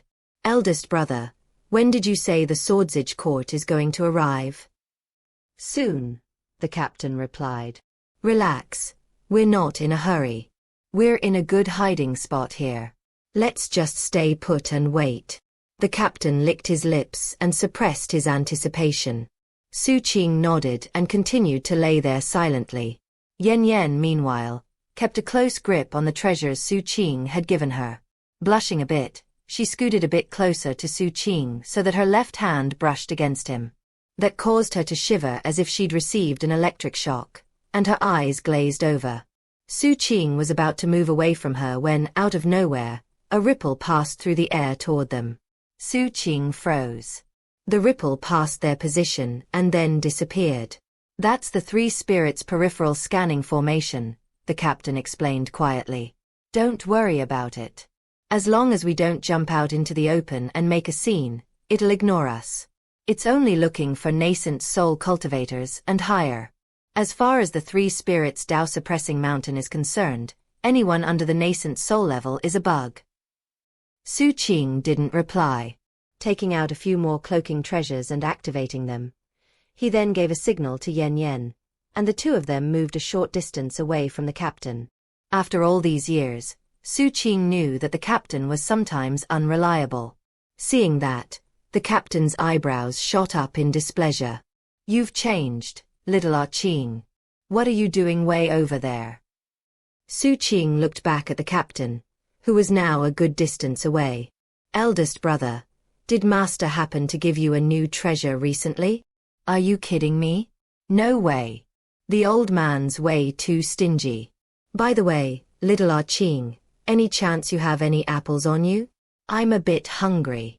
The captain's expression was so smooth there wasn't even a hint he was lying. Xu Qing didn't respond. He took out some apples and threw them over, then sprinkled poison powder in the area around himself. The captain blinked a few times and then sighed. Yan was confused by their behavior, but didn't ask any questions. Thus, 3 days passed. Captain, Xu Qing said, if the Swordsage Court doesn't show up, we can't just sit around waiting forever. Do you have a plan B ready? The Swordsage Court is definitely going to show up, the captain said firmly. You're that sure? Absolutely.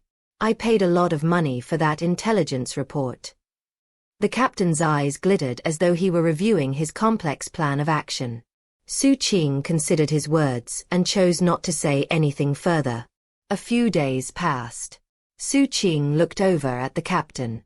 The captain took a deep breath and nodded as confidently as before. Don't worry. About a week passed. During that time, a few dangerous incidents occurred. 3 spirits' disciples flew by a few times on patrol, and nearly spotted them. The worst situation was when some of those disciples sensed something unusual, and actually searched the mountain where they were hiding. Xu Qing kept his cloaking treasures activated, and also had his shadow assist. Yan obviously had treasures of her own, and therefore, neither of them were spotted. The captain activated his cloaking treasures at the last minute, vanishing from sight. When he did, Xu Qing looked down at his shadow. It was night, so no one could see the shadow as it stretched toward a boulder not too far away. Xu Qing stared expressionlessly at that exact spot. In the location the shadow was pointing to, at the base of the boulder, was a barely opened eye. Something's not right here. How did little Qing spot me? Don't tell me Master told him about the treasure that can create a clone and transform my true form? This little brat is too smart for his own good. He's no fun at all. That boulder was the captain's hiding spot. That was his true form, while off in the distance. He had a much more easily visible clone. His original plan had been to wait until the Swordsage Court showed up, and in the resulting chaos, have his clone lead the way for Xu Qing and Yan, while his true form followed behind secretly. That would be a lot safer in general, and would also give him opportunities to surreptitiously get more loot. He had tried to use similar tactics both in the Merfolk Isles and in the Sea Zombie restricted area, although on both those occasions his efforts failed. When following Xu Qing in the Merfolk Isles, he had ended up getting poisoned. And in the Sea Zombie restricted area, he ended up taking the blame for the entire nose explosion incident. He had never been happy about that, and had hoped that with this new treasure from his master, he would finally come out on top. Sadly, Xu Qing's gaze from moments ago made him feel a bit guilty. After the 3 spirits' disciples were gone, he shifted positions. 3 more days passed. They had now been waiting for about a month. As evening fell, a lightning bolt suddenly pierced through the dark clouds in the sky. The massive lightning bolt was 30,000 meters in length, and seemed to completely split apart the dome of heaven. Thunder ripped through the sky, shaking everything. After the main lightning bolt struck, countless smaller lightning bolts spread out, turning the area into a chaotic city of lightning. Then the clouds parted and the pounding of war drums echoed out. Simultaneously, a beam of sword light descended from on high. It was massive, and was surrounded by thousands of Tao lineaments that gave it the power to sunder heaven. It emanated boundless might, making it seem like heavenly tribulation as it shot toward the first peak of the three spirits' Tao-suppressing mountain. A sword descended, causing the first mountain peak to shake violently. At the same time, a black mist erupted to resist the sword light. Heaven and earth shook as they fought. Meanwhile, a voice that could shake the mind echoed out from the mist. Elders from the Swordsage Court? The response from within the swordlight made things very clear. The Swordsage Court is here on order from the county itself to suppress the three spirits. The sudden turn of events was shocking even to the three spirits, and it threw the surrounding lands into an instant uproar. But before anything else could happen, two hands stretched down from the sky and viciously ripped apart the dark cloud cover. Numerous Swordsages appeared, wearing the formal attire of the Swordsage Court. In the blink of an eye, they transformed into beams of sword light that shot downward. At the same time, the giant that had ripped apart the cloud cover threw his head back and howled, then charged toward the second mountain peak. Clenching his hand into a fist, he unleashed a strike that shook the entire mountain, causing cracks to appear on its surface. Three figures stood atop the giant's head, all of them pulsing with astonishing auras. Their eyes all contained countless streams of light. In unison, they stepped forth toward the third mountain peak. Before they even arrived, their sword energy slammed into the mountain. Intense cracking sounds rang out from the third mountain peak as defenses and warding spells collapsed. Half of the mountain directly collapsed, and the remaining part tilted precariously to the side. The intense pressure it had previously radiated was already dissipating. Thanks to the damage, an immense cave temple became visible inside, within which was the mansion grotto of August Spirit Nethersprite. Up above in the sky, August Spirit Nethersprite's face suddenly turned incomparably vicious. The skeletal giant on the second mountain peak stood. "Swordsage Court," he shouted furiously. "Aren't you aware of the consequences you'll face for attacking us? We've played our assigned role and haven't overstepped our bounds. And we haven't responded to the call of the Ghost Emperor. Are you trying to force our hand? Do you want us to merge into the Ghost Emperor and wake him up?" "Back in the age of the ancient emperors," came the response, "you measly spirits wouldn't count as anything more than backwater bandits. It's only now that humankind is in decline that you dare to utter such threats." The words were spoken by a middle-aged man hovering high in the sky. He wore a government uniform and an official hat decorated with Tao lineaments. He seemed calm and at ease, and carried an ancient sword strapped to his back. His garments flapped in the wind, and sword energy swirled around him. Shockingly, he was flanked by innumerable projections that resembled himself. Each was larger than the one before it, and it made it seem like he was connected to the dome of heaven. This indicated he was in the second stage of void returning. The clouds behind him were ripped to shreds, revealing the evening sun that hadn't shone onto these miserable lands for years on end. Although it was only an afterglow, it was still dazzling. Just like humankind.